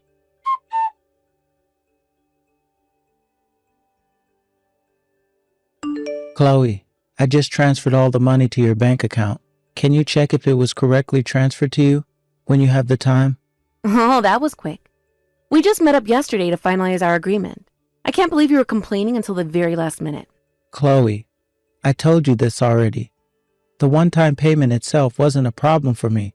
It was more of a problem about trust. I'm a CEO. It's not hard for me to pay you that amount of money. Okay, I know. Thanks for the money. Is that all you wanted to tell me? I'm busy. I can't waste time on you. Wait a minute. There's more that I want to say. I paid you everything at once. I kept my promise. So now it's your turn to keep your promise. Promise? What promise am I supposed to keep? I don't remember promising you anything. I'm talking about when I'll be able to see Sabrina. You told me that I won't be able to see her until I paid the agreed amount. Now that I've paid you, I should have the right to see her. I want to talk about that in detail. I thought we agreed that you'll see her once every month. What else is there to decide? We still haven't decided the date and time. We did get divorced, but that doesn't change the fact that Sabrina is still my precious daughter. I miss her a lot. I have to make sure that I get to meet her every month. Oh, okay, about that. Right. We still haven't decided the specific dates of when you're going to meet Sabrina. Josh, do we really have to start this month? We're both busy this month. We'll arrange a date next month. What? No way. We're starting this month. I haven't been able to meet Sabrina since we got divorced. I cannot stand not meeting her any longer. I paid you like I promised. You have to keep your promise as well. Of course we're starting this month. It's just been a few weeks. Can't you be more patient? It's all because you made a tantrum about the share of property you're going to get and how much I'm supposed to pay you for child support during the discussion we had the other day. We didn't have time to decide about the specifics of when I'll be meeting Sabrina. I'm not asking you for much. You could at least let me meet Sabrina by the end of this month. I paid you everything like I promised. You should also do what you're supposed to do. You paid money to meet your own daughter. Sounds a bit funny, doesn't it? Feels illegal for some reason. It's as if you're buying your own child. There's nothing funny about it. I'm dead serious. This is really important for me. You have no right to refuse here. You can't stop me from meeting Sabrina. She's my daughter, and we agreed on this before we got divorced. I know. Calm down, Josh. I was just joking. You're no fun to be around. You don't have to get so angry. It's a big deal for me. I'll obviously lose my calm if you don't keep your promise. Please, Chloe, I really hope you take this seriously too. Okay, I'll take it seriously. But I wasn't joking when I said that I was busy this month. Why? You don't have a job now? Why would you be so busy? That's why I'm busy. I need to find a job. I don't want you meeting Sabrina in private without me being there. Okay, I get that you're busy, but you can at least make some time for Sabrina. She misses me too. She asked me when we'll be meeting again. I don't want to pressure you or anything, but I'm really desperate here. I don't want to keep Sabrina waiting. You keep in touch with Sabrina without my permission? How come I didn't know that you two text each other regularly? You never told me that. No, I did tell you, and it was your idea to get Sabrina her own phone. Why are you so surprised? That was back when we just got married. We'll have to cut back on expenses now that I'm a single mother. I might have to think about selling her phone. It was too early to get her one anyways. You should be able to cover for her phone bills using what I paid you. What did I pay you for if you're cutting back on the expenses used for Sabrina? You get to live with her, so you might not understand, but I miss her a lot. She misses me too. Can't you at least keep in touch with her? I'm her only parent now. I have the right to decide everything about her. You're no longer her parent, don't forget that. Can I go now? I want to check if the money was transferred to my account like you told me. Hey, we still haven't decided the dates on when I'm going to meet Sabrina. Or is there a reason why you don't want me to meet Sabrina? What are you hiding from me? Josh, isn't it natural for me to think that I don't want my daughter to meet my divorced husband? And I told you that I'm really busy this month. Hello? Haven't you been paying attention? But you have no right to forbid me from meeting Sabrina.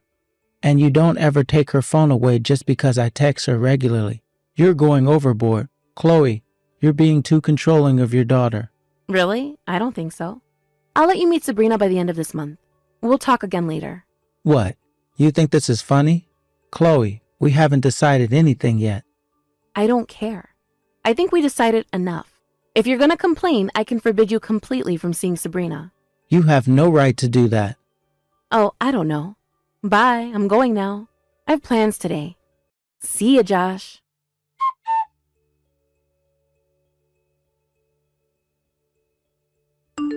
Sabrina, are you home? Are you okay? Dad, I can't find Mom anywhere. I don't know where she is. She left yesterday and didn't come home. I'm alone in the house. I'm scared. I know, Sabrina, you were a really good girl. Mom's with the police now, so everything will be okay now. I'm sorry to keep you waiting. What do you mean? Why is Mom with the police? Did she do something bad? No, Sabrina, just forget it. I should have said that. It's too complicated for you to understand. It's okay. Sabrina, don't worry. Where is Mom? When is she coming home?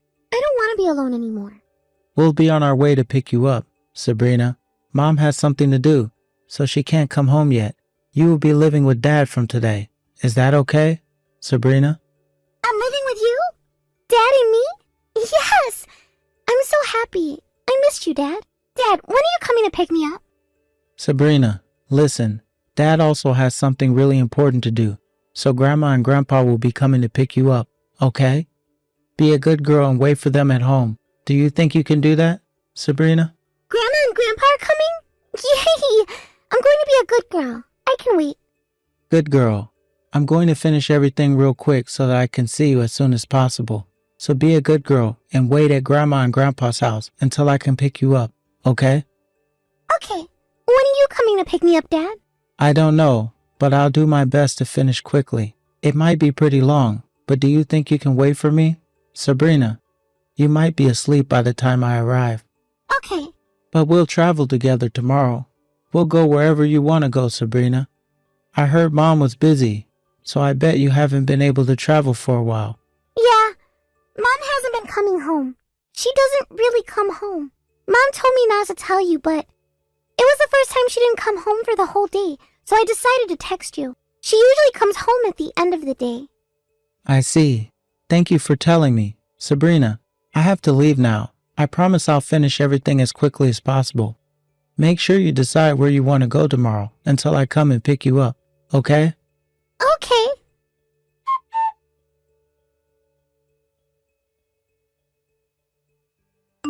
Josh, you planned everything, huh? You ruined my life. I got arrested by the police because of you. It's all your fault. I guess you're out already, if you're texting me like this. That was faster than I thought. I was hoping you'll stay there forever. Too bad, though. You sound more energetic than I expected. Good for you. Nothing's good for me. Who do you think caused all of this mess? How much do you think I paid because of you? You should compensate for my loss. Are you talking about the fine you had to pay? You think it's my fault? Well, it's actually all your fault. You are to be blamed. Reflect on your actions. Why is it my fault? I did nothing wrong. I just went out for a bit and left Sabrina at home for a few hours. That's all. How come you called the police on me for just that? Have you lost your mind? A few hours. You left Sabrina at home all alone while you went out on your trip. You must have really lost your mind. Are you crazy? If I hadn't called the police on you, when were you planning to come back?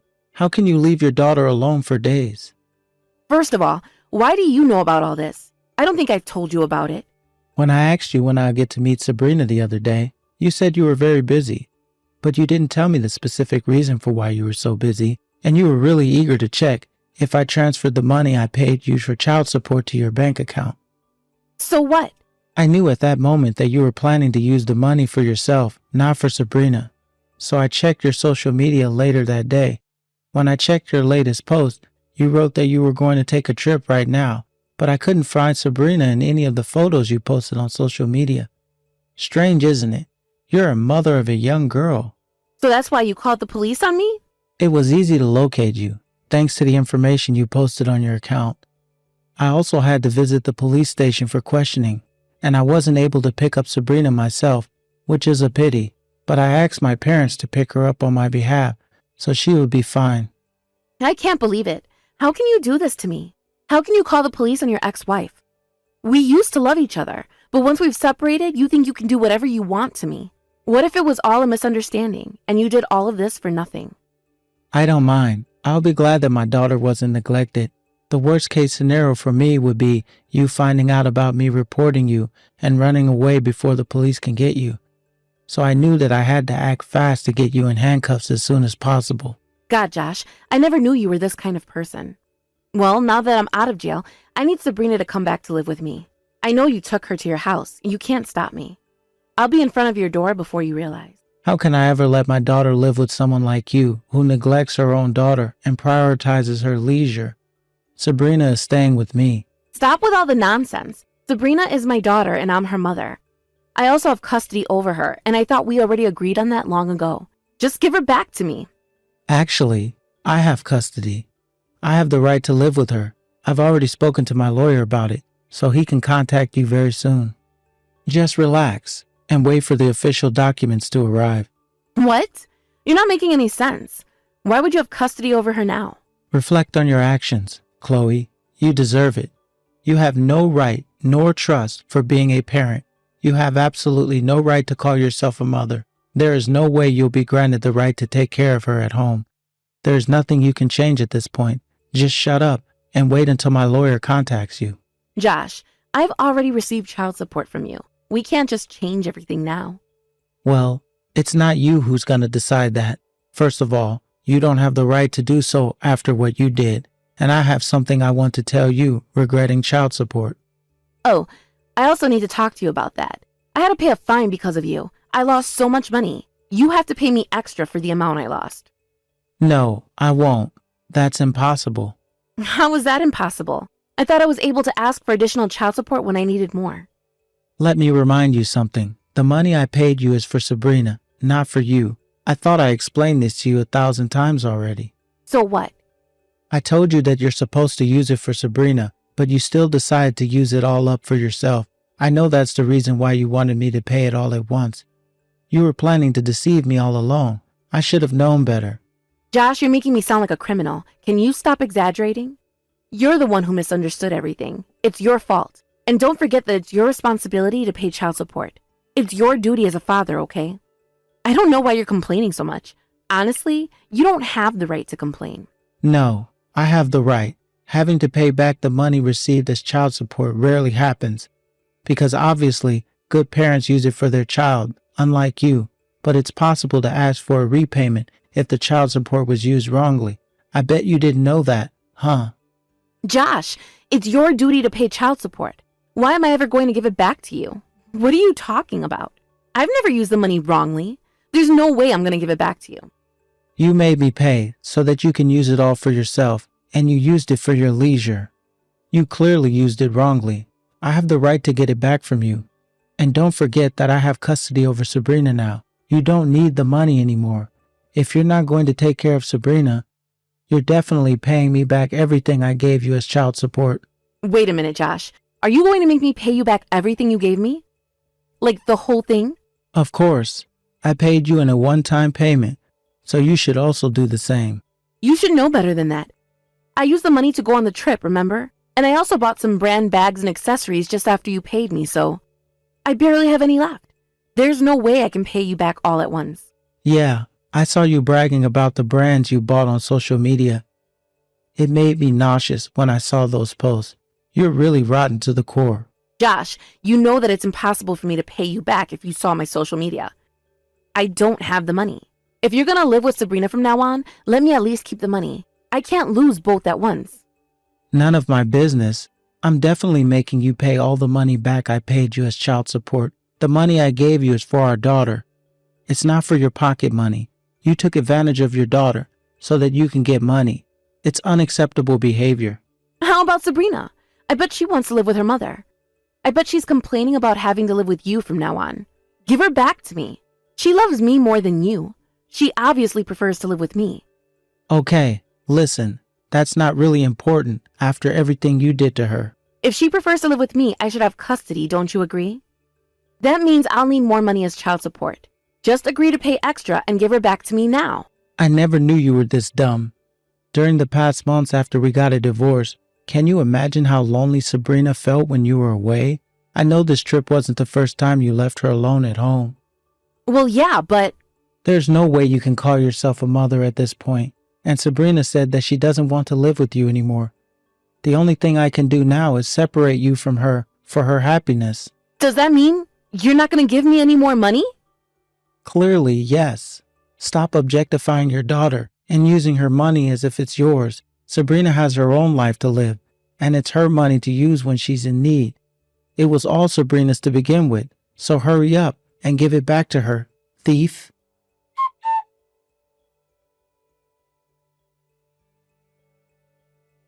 Shortly after that, the court reversed its decision and child custody was officially handed over to me.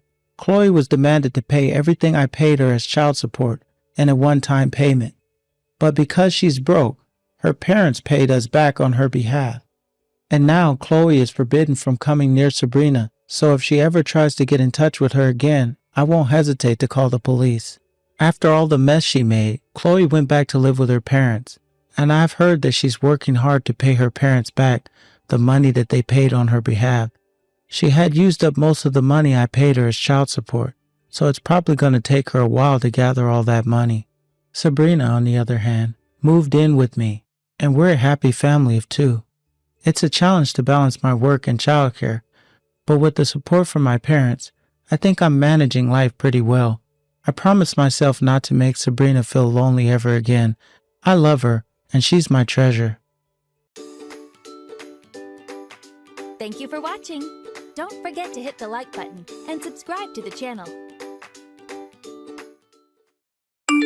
Brindley, I just finished work. Glad to hear, Colton.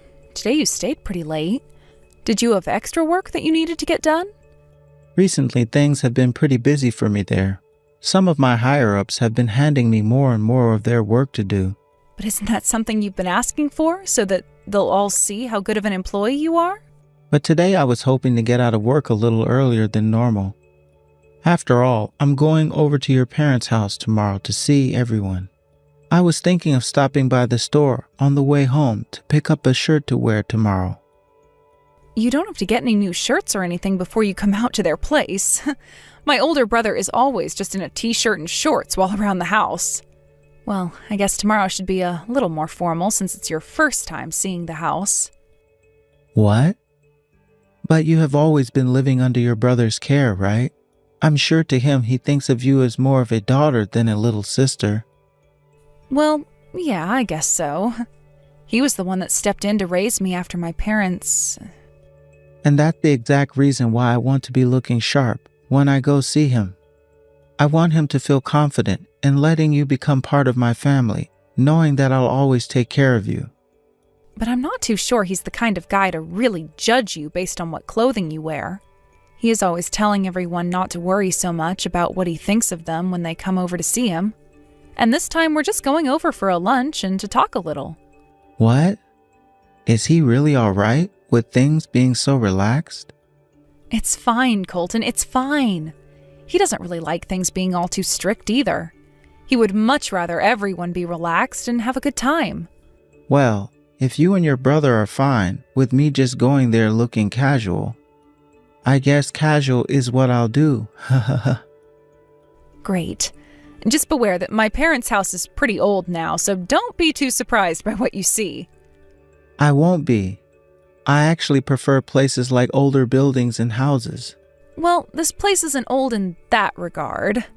Also, considering you're such a bright person all the time, I'm sure my older brother and you will get along so well. That would be wonderful. But he is more close in age to my father than me, so I wonder how close we can really get. That's a good point. My brother is 10 years older than you and I. But another thing my brother really likes is the outdoors. What? Are you serious? If that's the case, then I'm sure him and I will never run out of things to talk about.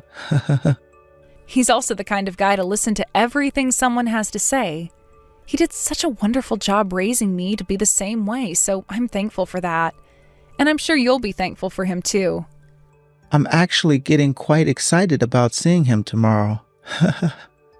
That's great to hear. I'll be over to pick you up in my car around 12 tomorrow. Okay. I don't want to get caught oversleeping, so once I get home, I'm heading right to bed.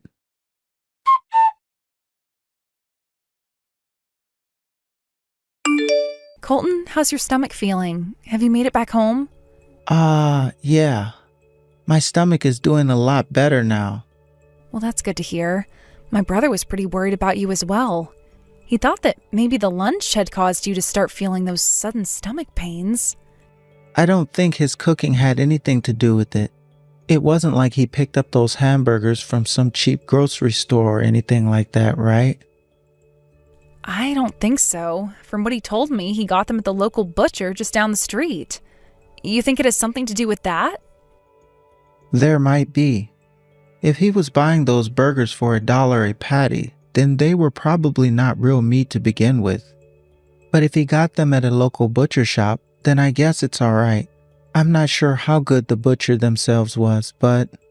Were the burgers not that good to you? Honestly, I don't even remember what they tasted like. You must have just been really nervous about seeing my brother then, right? Nervous? It might have been the shock I was experiencing that caused me to blank out for a little bit. What? What were you shocked about? There wasn't anything that crazy going on at the house, right? I was shocked by your brother's line of work.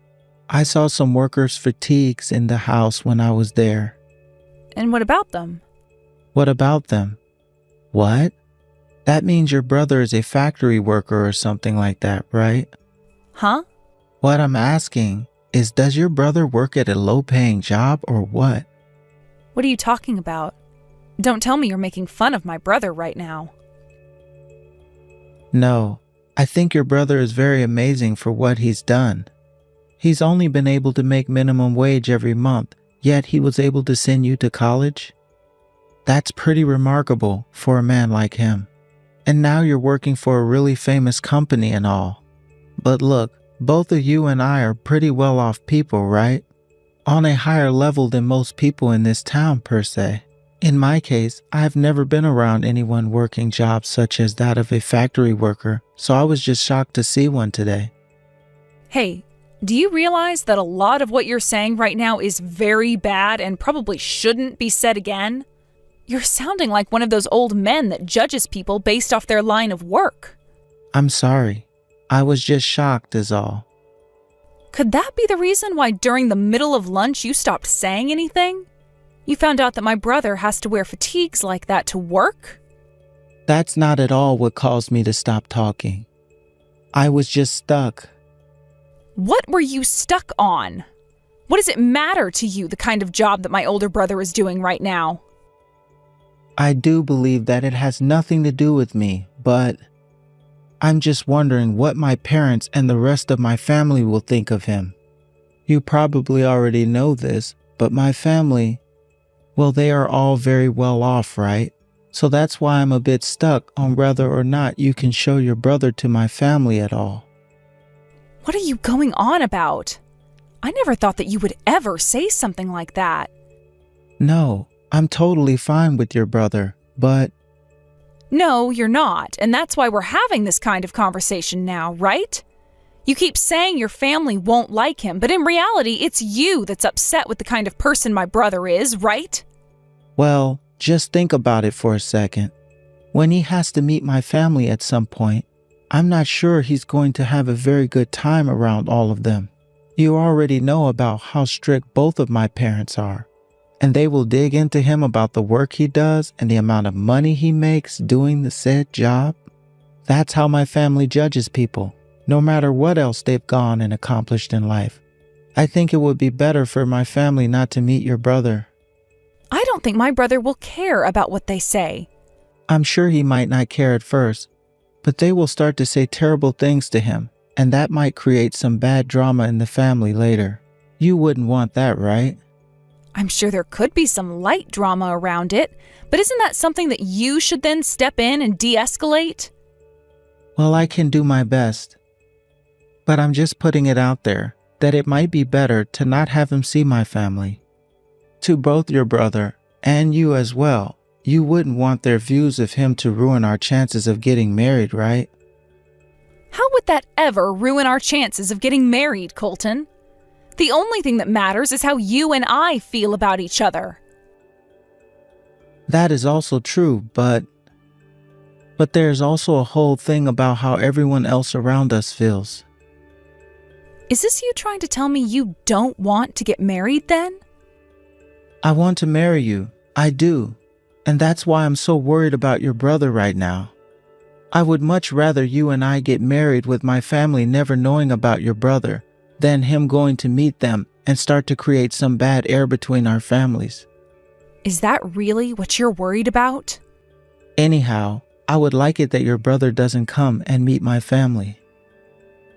I think that he needs to meet with your family before our wedding. I want him to. Also, the reason I am the way I am, with all I've gained in life, is because of him. You should know that more than anyone, right? My parents both passed away when I was really young, and he was the only one that could step in and make sure I had a good life as both a kid and a young adult. I understand that so much that I don't want my family to hurt him. Please, Brinley. Just do as I'm asking and keep him away from my family. After the wedding, you and I can make a date for him to come out and see everyone. As of right now, I'm not really sure what my parents would do or say. Understood. But if my brother asks me why he hasn't been invited out to see anyone, I'm going to tell him the truth. All right, that's totally fine. I'm sorry about today. Can you please let your brother know that I'm doing a lot better now?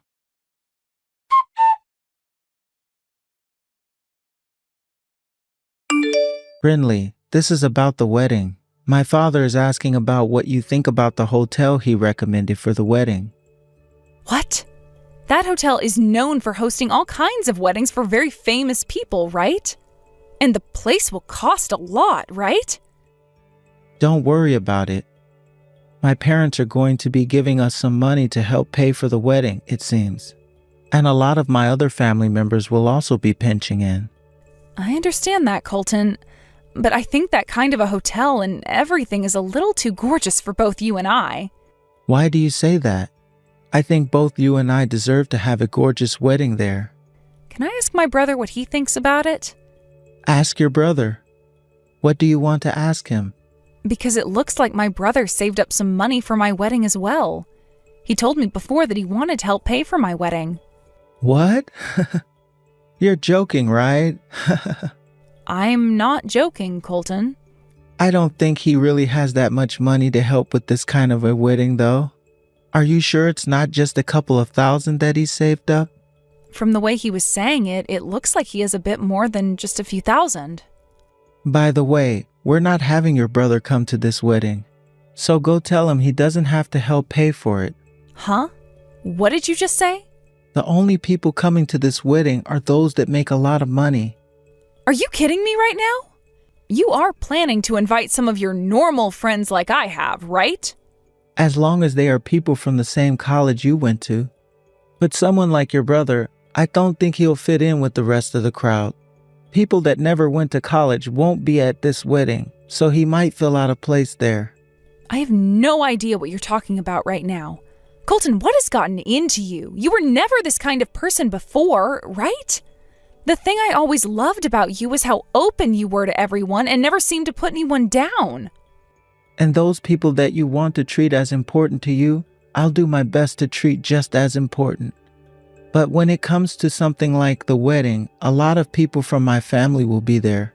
I understand that the most important thing about this wedding is you and I, but having your brother there at something so important to my family, well, I really don't want my parents and family knowing about the kind of work that he does. You've sunk really low today. I don't want to say things like this, Brinley, but in my family, there are only elites and those that run companies full of elites. Having a lowlife come to our wedding would just upset them. So you're calling my brother a lowlife now?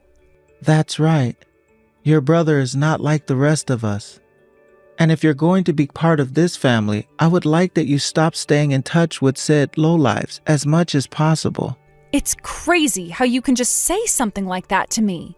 I was a real idiot for letting things last this long. We're through, Colton. No more marriage or anything. Huh? Why are you breaking up with me now? I'm just asking that your older brother doesn't come to the wedding is all. You guys can continue to talk to one another, if you want, behind my back. You're really going to tell me you don't want to get married because of that lowlife? Tomorrow, you're not going to have a job anymore. My brother happens to be a very important customer of yours. So you've really done it to yourself now, calling him a lowlife like that. A customer of mine? If you have no clue what I'm talking about, go ahead and ask some of your higher-ups about him. That's all I can say now. And just know that this marriage between you and I is off. Goodbye forever.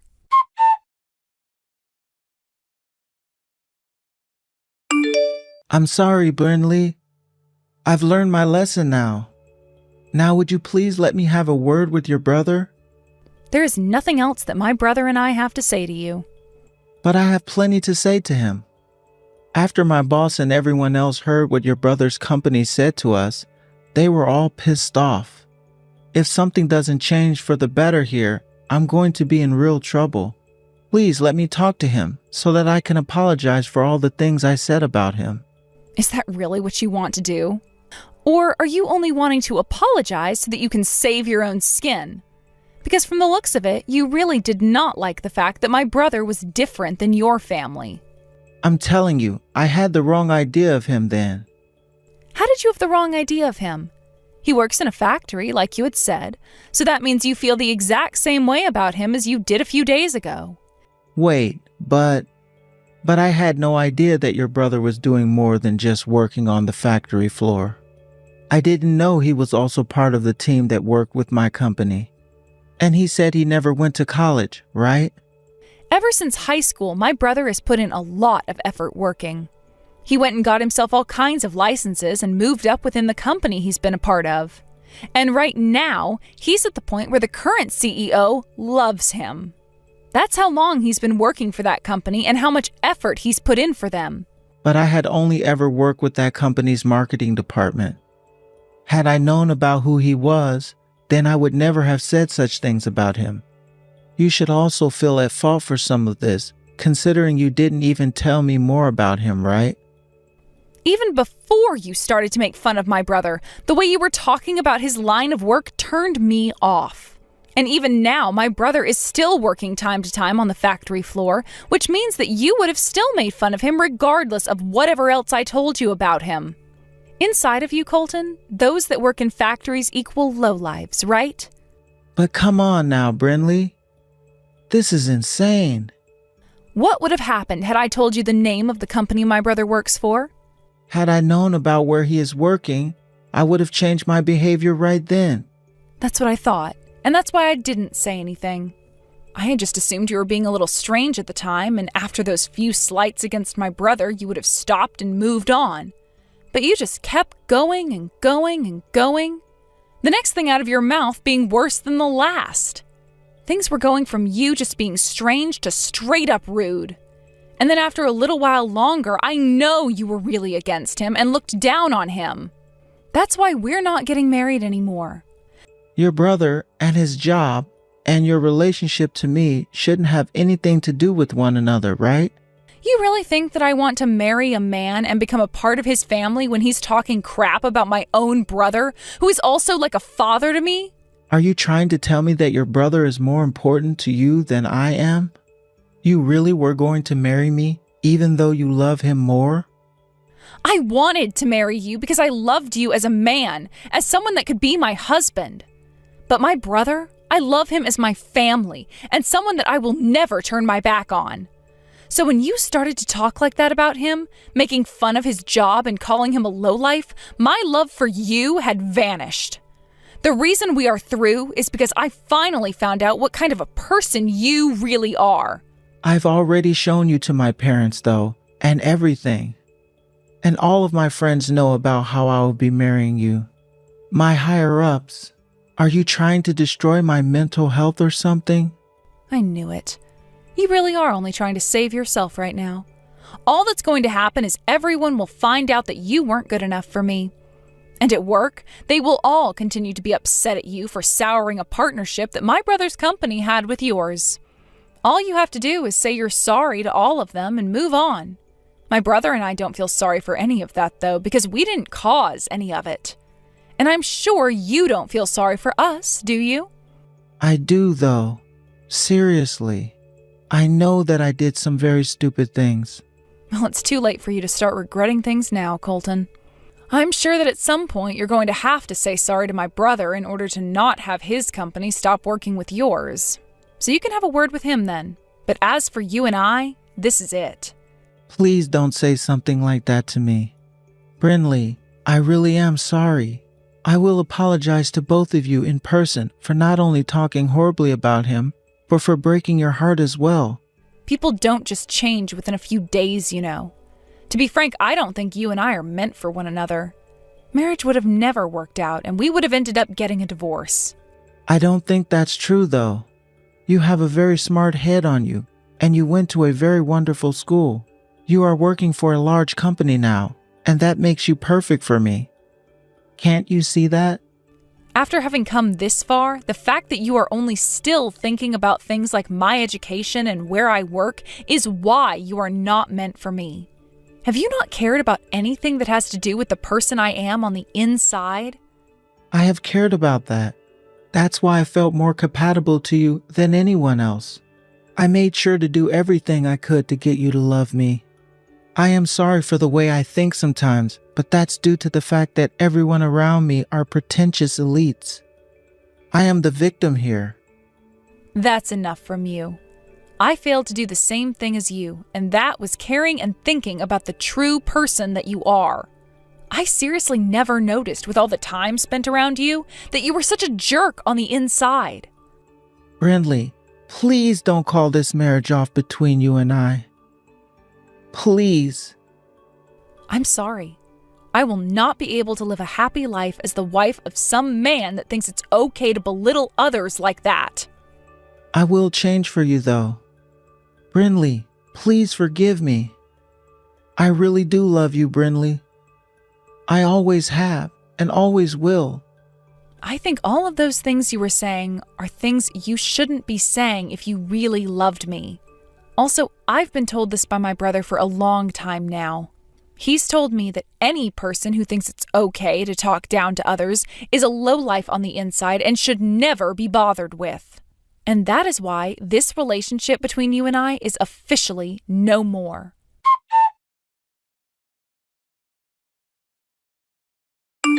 After that, I was able to get the point across to Colton that things between him and I were really over and we would not be getting married.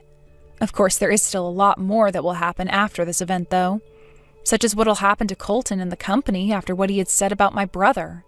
I'm not sure how those two companies' relationship will turn out in the end, but what I do know is that the CEO of my brother's company was upset to hear about what Colton had said and made sure to pass all of that along to Colton's higher-ups.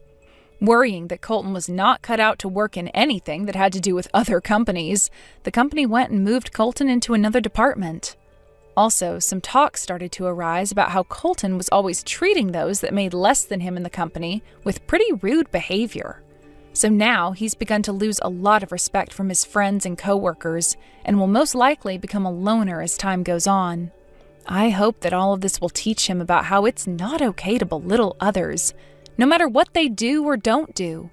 I am so happy that I learned about the true Colton before we got married and had time to break up with him before having the wedding. I was apologized to by my brother because he started to blame himself for being the reason that I had to break up with Colton. But I told him that it's because of him that I had the strength to leave a man like Colton and move on with myself. That's why I want my brother to be happy about what's happened and not feel any need to apologize for it. And honestly, I want him to know just how much I respect the line of work he's in.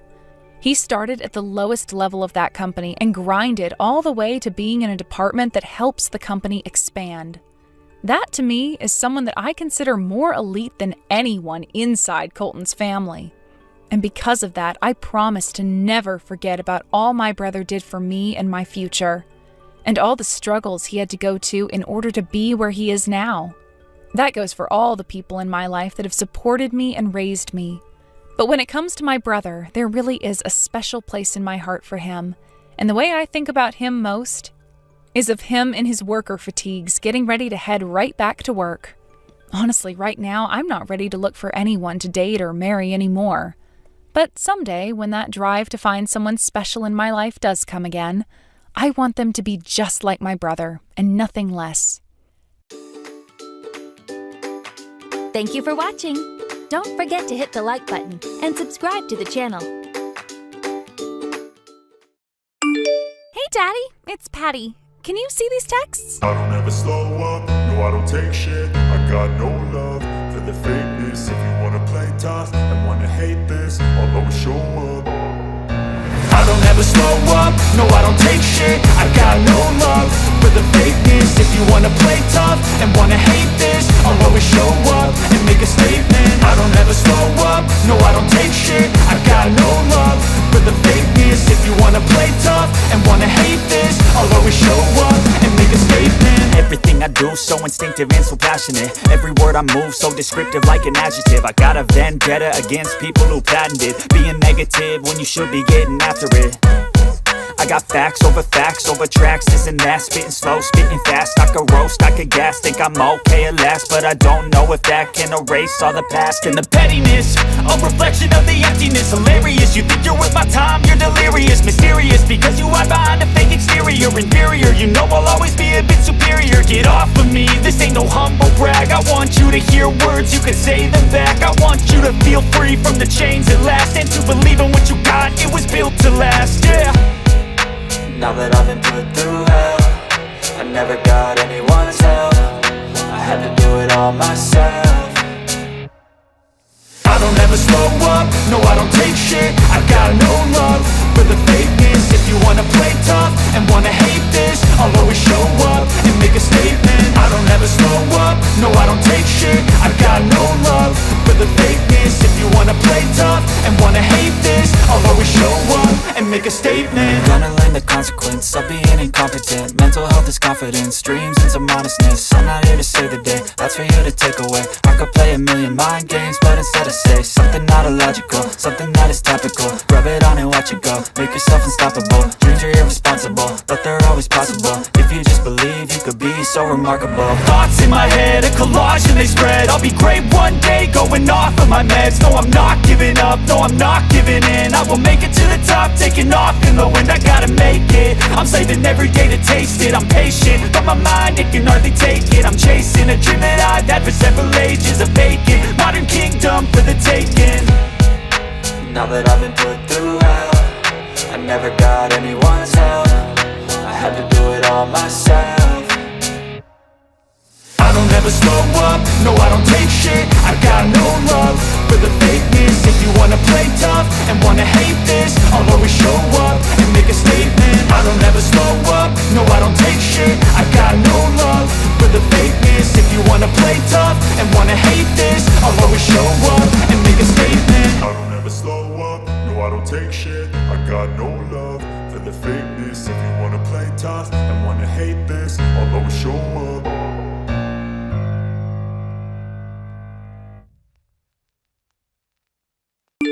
Hey, Mom, I just wanted to make sure that you know to go to the house tomorrow.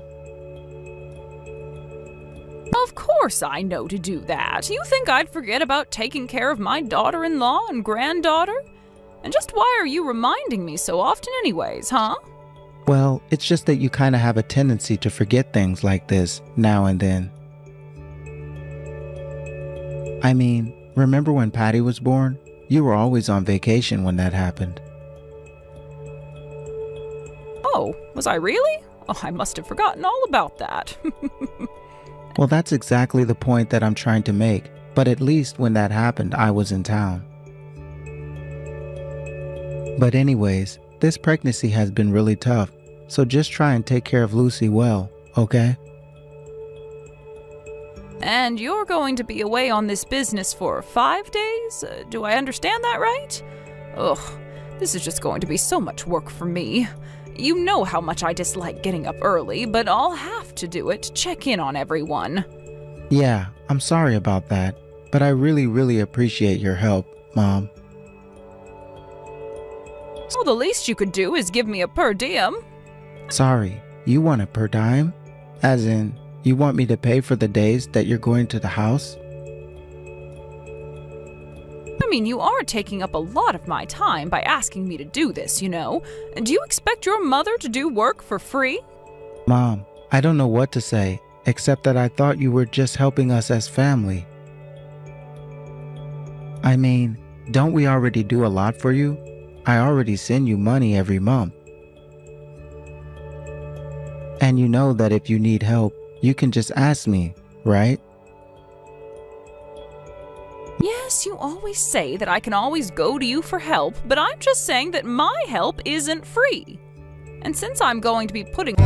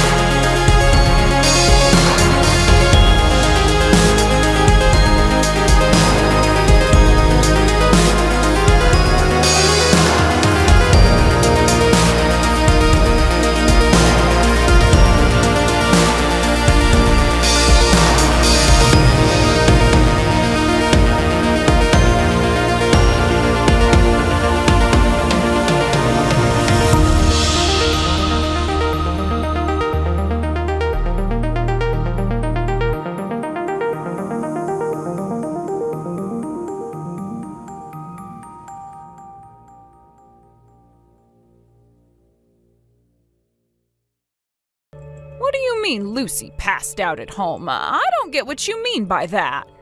I mean that my wife passed out and had to be taken to the hospital while you were out playing games at the casino. I heard that it was a senior day yesterday at the casino. So tell me, Mom, did you win big there? Because it was my understanding that you were supposed to be at home taking care of my wife and kid. You promised me, Mom. How could you do this to your own family? Is this what you wanted me to pay for? So that you can abandon my wife and kid while you go out gambling? Now, hold on just a second there, Gerald. The last time that I was over at your house, Lucy was doing just fine. I thought that it would be okay if I just skipped one day of going to check in on them. That's how well she was doing. I asked you to check in at my house every day, right? And that's what you agreed on as well. I even agreed to pay you for your time. Not only that, but I asked you to go and check in on them in the morning, didn't I? But now I understand that you were only arriving there just now this whole time. And on top of all of that, Patty told me that all you would normally do is watch TV and order takeout. She told me that you never did any work around the house. No cleaning, no cooking, no laundry, nothing. Well, it's not like there was anything for me to do in the first place. After all, Patty said that she would take care of everything. Excuse me? Is that really all you have to say for yourself? Patty is only in the 3rd grade, Mom. So what? You're saying that a girl her age can't take care of herself? She told me that she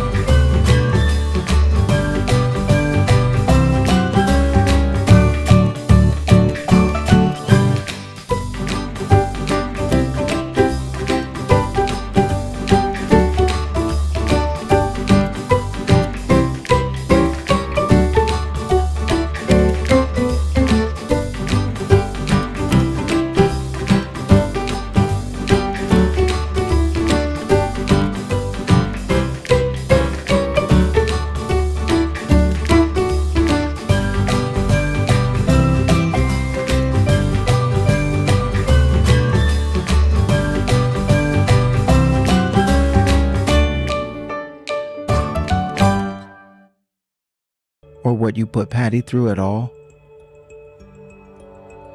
I just don't understand why you're mad at me for any of this. It's not like I was the one that caused Lucy to pass out. You're just mad at me because you thought that you could order me around and I wasn't listening to what you were barking at me to do. All I did was miss one little day that I was supposed to be there, so I really don't get why you're trying to pin all of this on me. No, you're right, Mom. It's not all your fault. I'm partially to blame for everything, thinking that I can trust you with something like this. I told you that Lucy was feeling really bad and that it was a delicate situation for her, but you didn't think about her or Patty. You were only thinking about yourself. But you know what? After this, I don't think I can even consider you family anymore. I never want anything to do with you again. Wait, what? What is that supposed to mean? How can you say that you don't want anything to do with your own mother ever again? I mean that I'm cutting you out of my life, Mom. I won't be sending you any more money from here on out either. You're nobody to me. Do you understand that? No, oh, you can't do this to me. This isn't fair. Not after all that I've done for you. If you're going to cut me out of your life, then you need to pay me back for every last cent that I've ever spent on you. Look, Mom, I am really happy that I was able to go to college and be taken care of as well when I was little, But the fact of the matter is that Dad was the only one who worked. And I think I've done more than paid you back already for all that you've done for me. You little ingrate. How dare you talk to your own mother like this? Do you think that you can do this to me? Of course I do. And I can tell you now that I don't want or need a mother that isn't going to take care of my family as if it was her own, which it is. I've put up with your attitude for long enough, and I'm afraid I just can't take it anymore. I thought that I could count on you.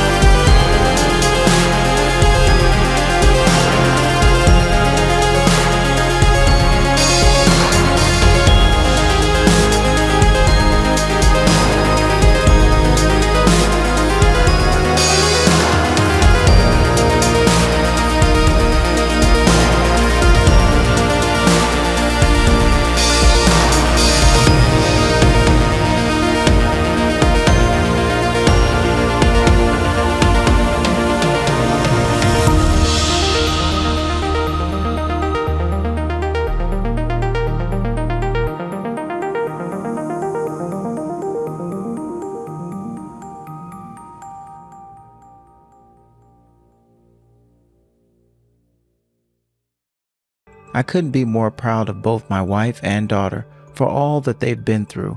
For Patty, especially, I told her how amazing and brave she was after staying calm after what happened to her mom. I also told her that I knew she was going to be an amazing big sister.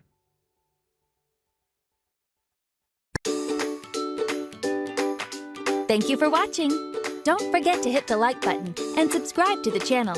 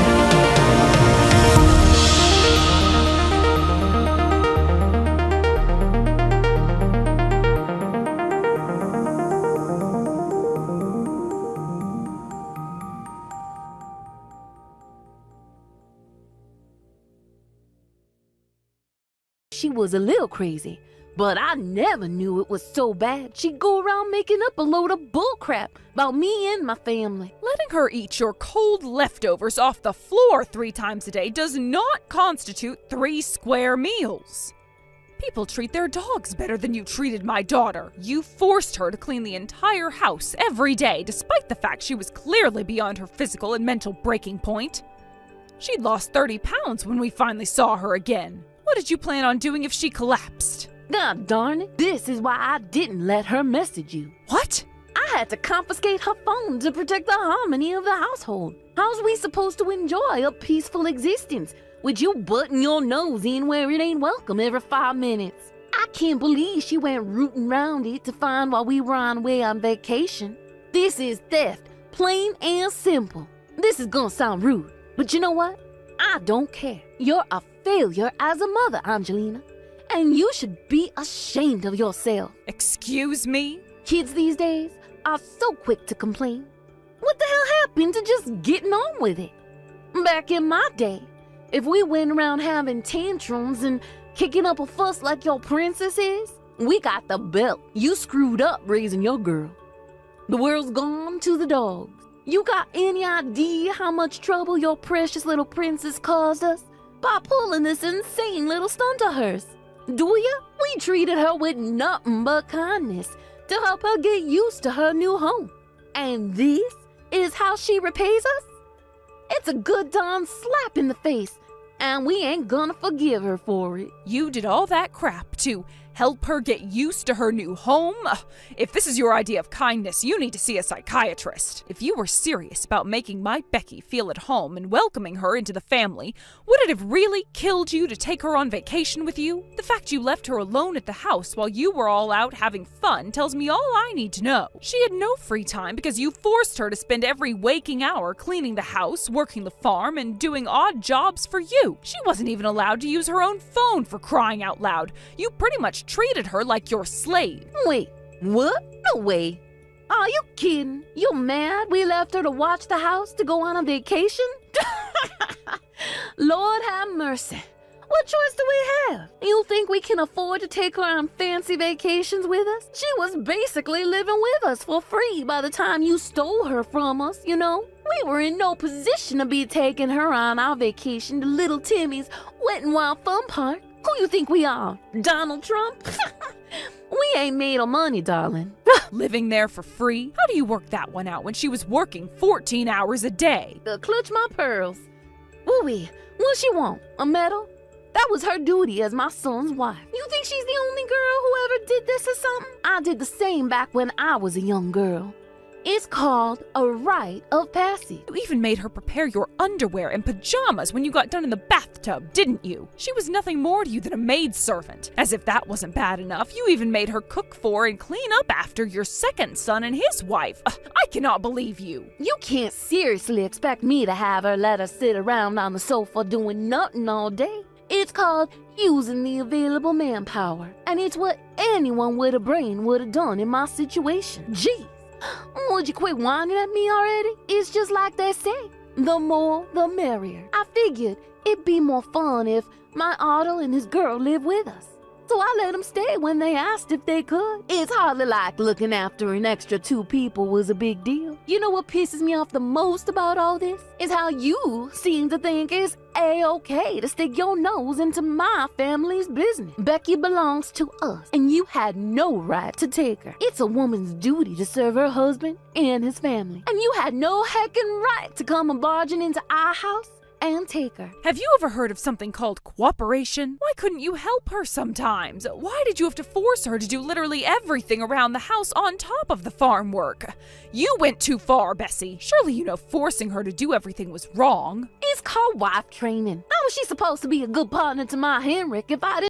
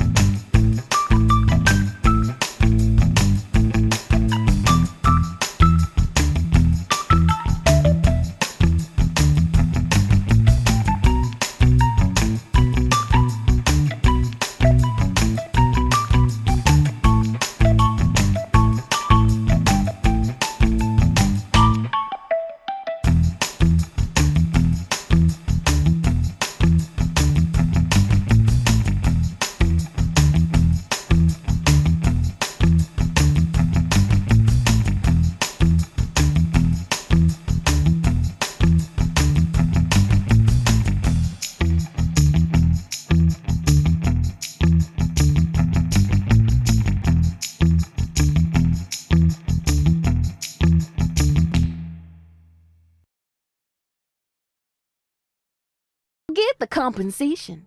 We gave up trying to fight it. You didn't give up on it, dear. You just didn't have any choice but to pay it. My daughter kept a diary of every single thing you did to her in that house so that when the day came, she'd be able to use it to damn you to rights. She hid it so you wouldn't find out. I have no idea where she was keeping it, but it was so worn out I can only begin to imagine the lengths she had to go to keep you from finding it. We have medical certificates too. For the bruises? No way. She just bumped into the cupboard. That girl was always clumsy. Quit lying. Even just the thought of how skinny she was when we came to rescue her. Even just thinking about all the horrible things you subjected her to makes me livid. I wouldn't call it horrible. It was just, how to put it? Maybe we got a little carried away sometimes, but it was never anything serious. Or maybe it was just our accents. That's it. You know how people with different accents can sound harsh when you're not used to them? I bet that's all this is. Besides, we fed her, didn't we? Ain't one she didn't go hungry, and that's a fact. Anyway, enough of this trivial bullcrap. I messaged you today for a reason. I was hoping I could ask you for a favor. A favor? Yep. It's about Becky. Can we have her back? Excuse me? To tell you the truth, things have gotten a little more difficult since my second son Otto and his wife moved in with us. There's so much housework to do now. Things ain't just running the way they used to. I want Becky to be a darling, come back to this house, and help us with the cooking, the cleaning, laundry, and on the farm like she used to.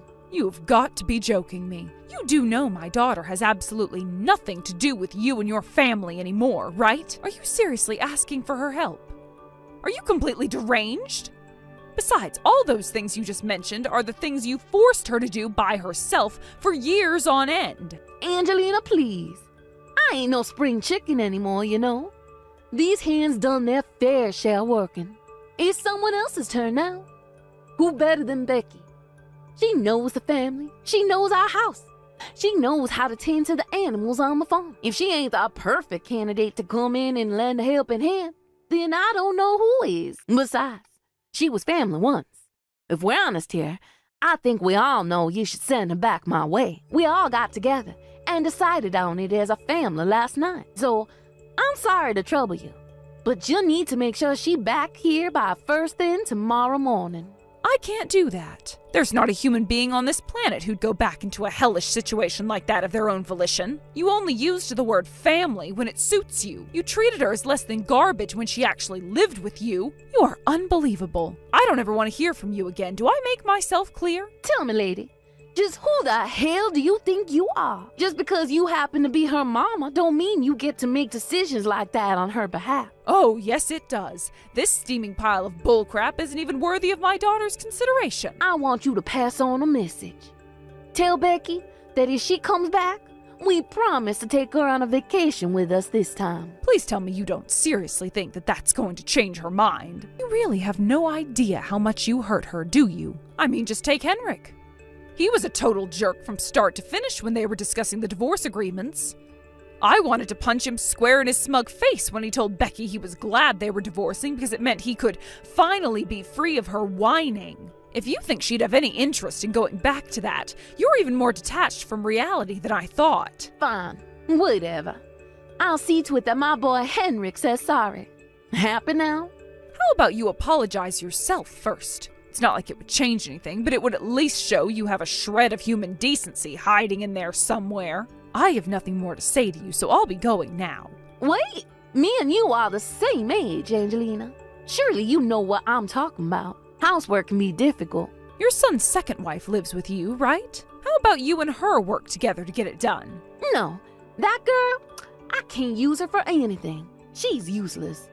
She's cocky, stubborn, pig-headed, and doesn't show me the slightest bit of respect. All she does is play on her phone when she's at home. Wow, really? You know what that means, Bessie? It's time to confiscate her phone to protect the harmony of the household. That kind of thing is your strong suit, right?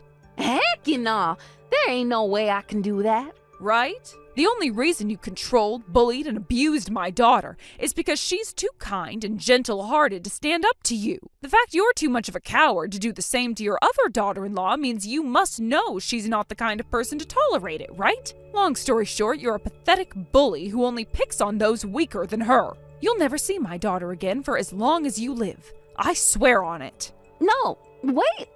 It wasn't like that, I swear.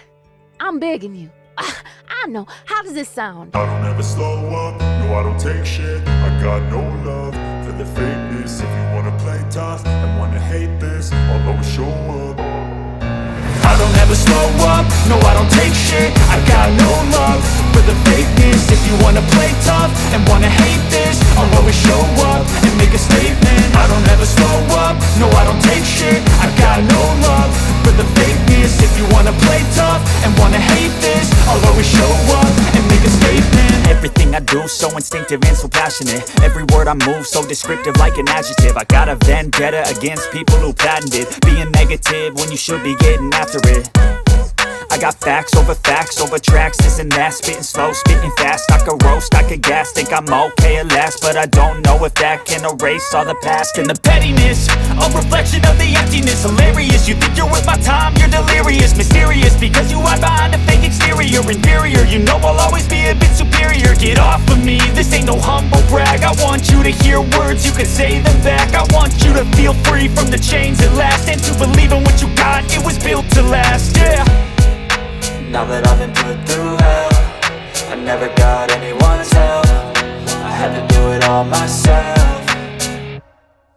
I don't ever slow up, no I don't take shit. I got no love for the fakeness. If you wanna play tough and wanna hate this, I'll always show up and make a statement. I don't ever slow up, no I don't take shit. I got no love for the fakeness. If you wanna play tough and wanna hate this, I'll always show up and make a statement. Gonna learn the consequence of being incompetent. Mental health is confidence, dreams and some honestness. I'm not here to save the day, that's for you to take away. I could play a million mind games, but instead I say something not illogical, something that is topical. Rub it on and watch it go, make yourself unstoppable. Dreams are irresponsible, but they're always possible. If you just believe, you could be so remarkable. Thoughts in my head, a collage and they spread. I'll be great one day, going off of my meds. No, I'm not giving up, no, I'm not giving in. I will make it to the top, taking off in the wind. I gotta make it, I'm saving every day to taste it. I'm patient, but my mind, it can hardly take it. I'm chasing a dream that I've had for several ages. A vacant, modern kingdom for the taking. Now that I've been put through hell, I never got anyone's help. I had to do it all myself. I don't ever slow up, no I don't take shit. I got no love for the fakeness. If you wanna play tough and wanna hate this, I'll always show up and make a statement. I don't ever slow up, no I don't take shit. I got no love for the fakeness. If you wanna play tough and wanna hate this, I'll always show up and make a statement. I don't ever slow up, no I don't take shit. I got no love for the fakeness. If you wanna play tough and wanna hate this, I'll always show up.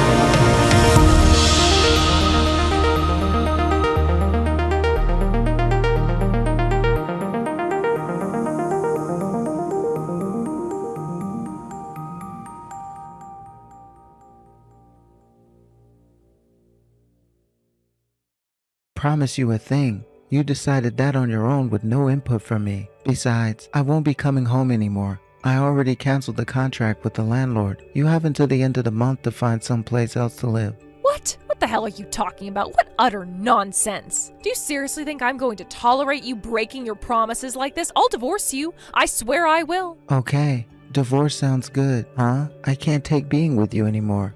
I've reached my physical and emotional limit with your selfish, domineering behavior. You pick fault with literally everything I do. You launch into a vile, humiliating triads of abuse against me on a daily basis. What exactly was I to you? A housemaid? Your personal ATM? Your slave? I don't know what you wanted, but one thing for sure, it sure as heck wasn't a marriage. That's why we're finished. It's over. We're done. What? No.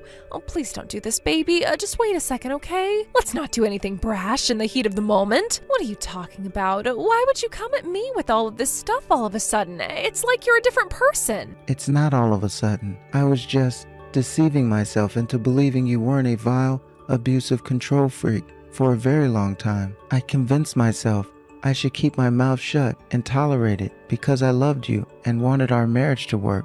But then I stopped and thought about it, and that's when I realized I never married you to live a life like this. What the heck is this crap? Just how dumb and irresponsible can you be? Am I speaking to a child? Adults don't just give up the moment they don't get their way. That's how 3-year-olds behave. Quit throwing your toys out of the stroller and suck on your milk bottle for a while. It'll help you calm down. If you're not satisfied with your life, you should come up with ways to improve it and put in the hard work required to actualize it, not throw a tantrum and flip everything upside down in a rage. Why am I the only one that has to work hard? What have you done to make this relationship work? Go on, name one thing. All you do is sit on your phone scrolling Instagram, playing games and reading manga all day. The only time you make an effort with your appearance is when you go out to drink with your girlfriends. You help yourself to my savings and spend my money on the most pointless, frivolous crap imaginable whenever you feel like it. Look at it from my point of view. Can you name a single positive thing about being married to you? There aren't any, are there? Marriage isn't about one side constantly having to endure bullshit while the other side does whatever they want all the time. Oh my God, Gary, what happened to you? You're horrible. How can you say such awful things to me? You never used to be like this. You used to be kind. You used to be so sweet and thoughtful. You've changed. My kindness has limits. Not standing up for yourself in the face of constant belittling, abuse, and manipulation isn't kindness. It's weakness. But you are basically right. After all, it's precisely because I changed that I'm breaking up with you now. It was thanks to my workplace and certain amazing coworkers that I finally realized what I needed to do anyways. I'll be sending you the signed divorce papers to your parents' house tomorrow. See to it that you get it handed in with your signature on them before the end of the week. No, wait, please. Are you just going to end things without even talking to me first? How could you be so irresponsible? You're the one who drove me to this, Sylvia. Not only that, but you completely refused to work and forced me to keep on top of literally everything at home, even though I was working full-time. Why do you think you get to force me to do your bidding, like some kind of slave, while you slob around on the sofa all day, eating potato chips and endlessly scrolling on your phone?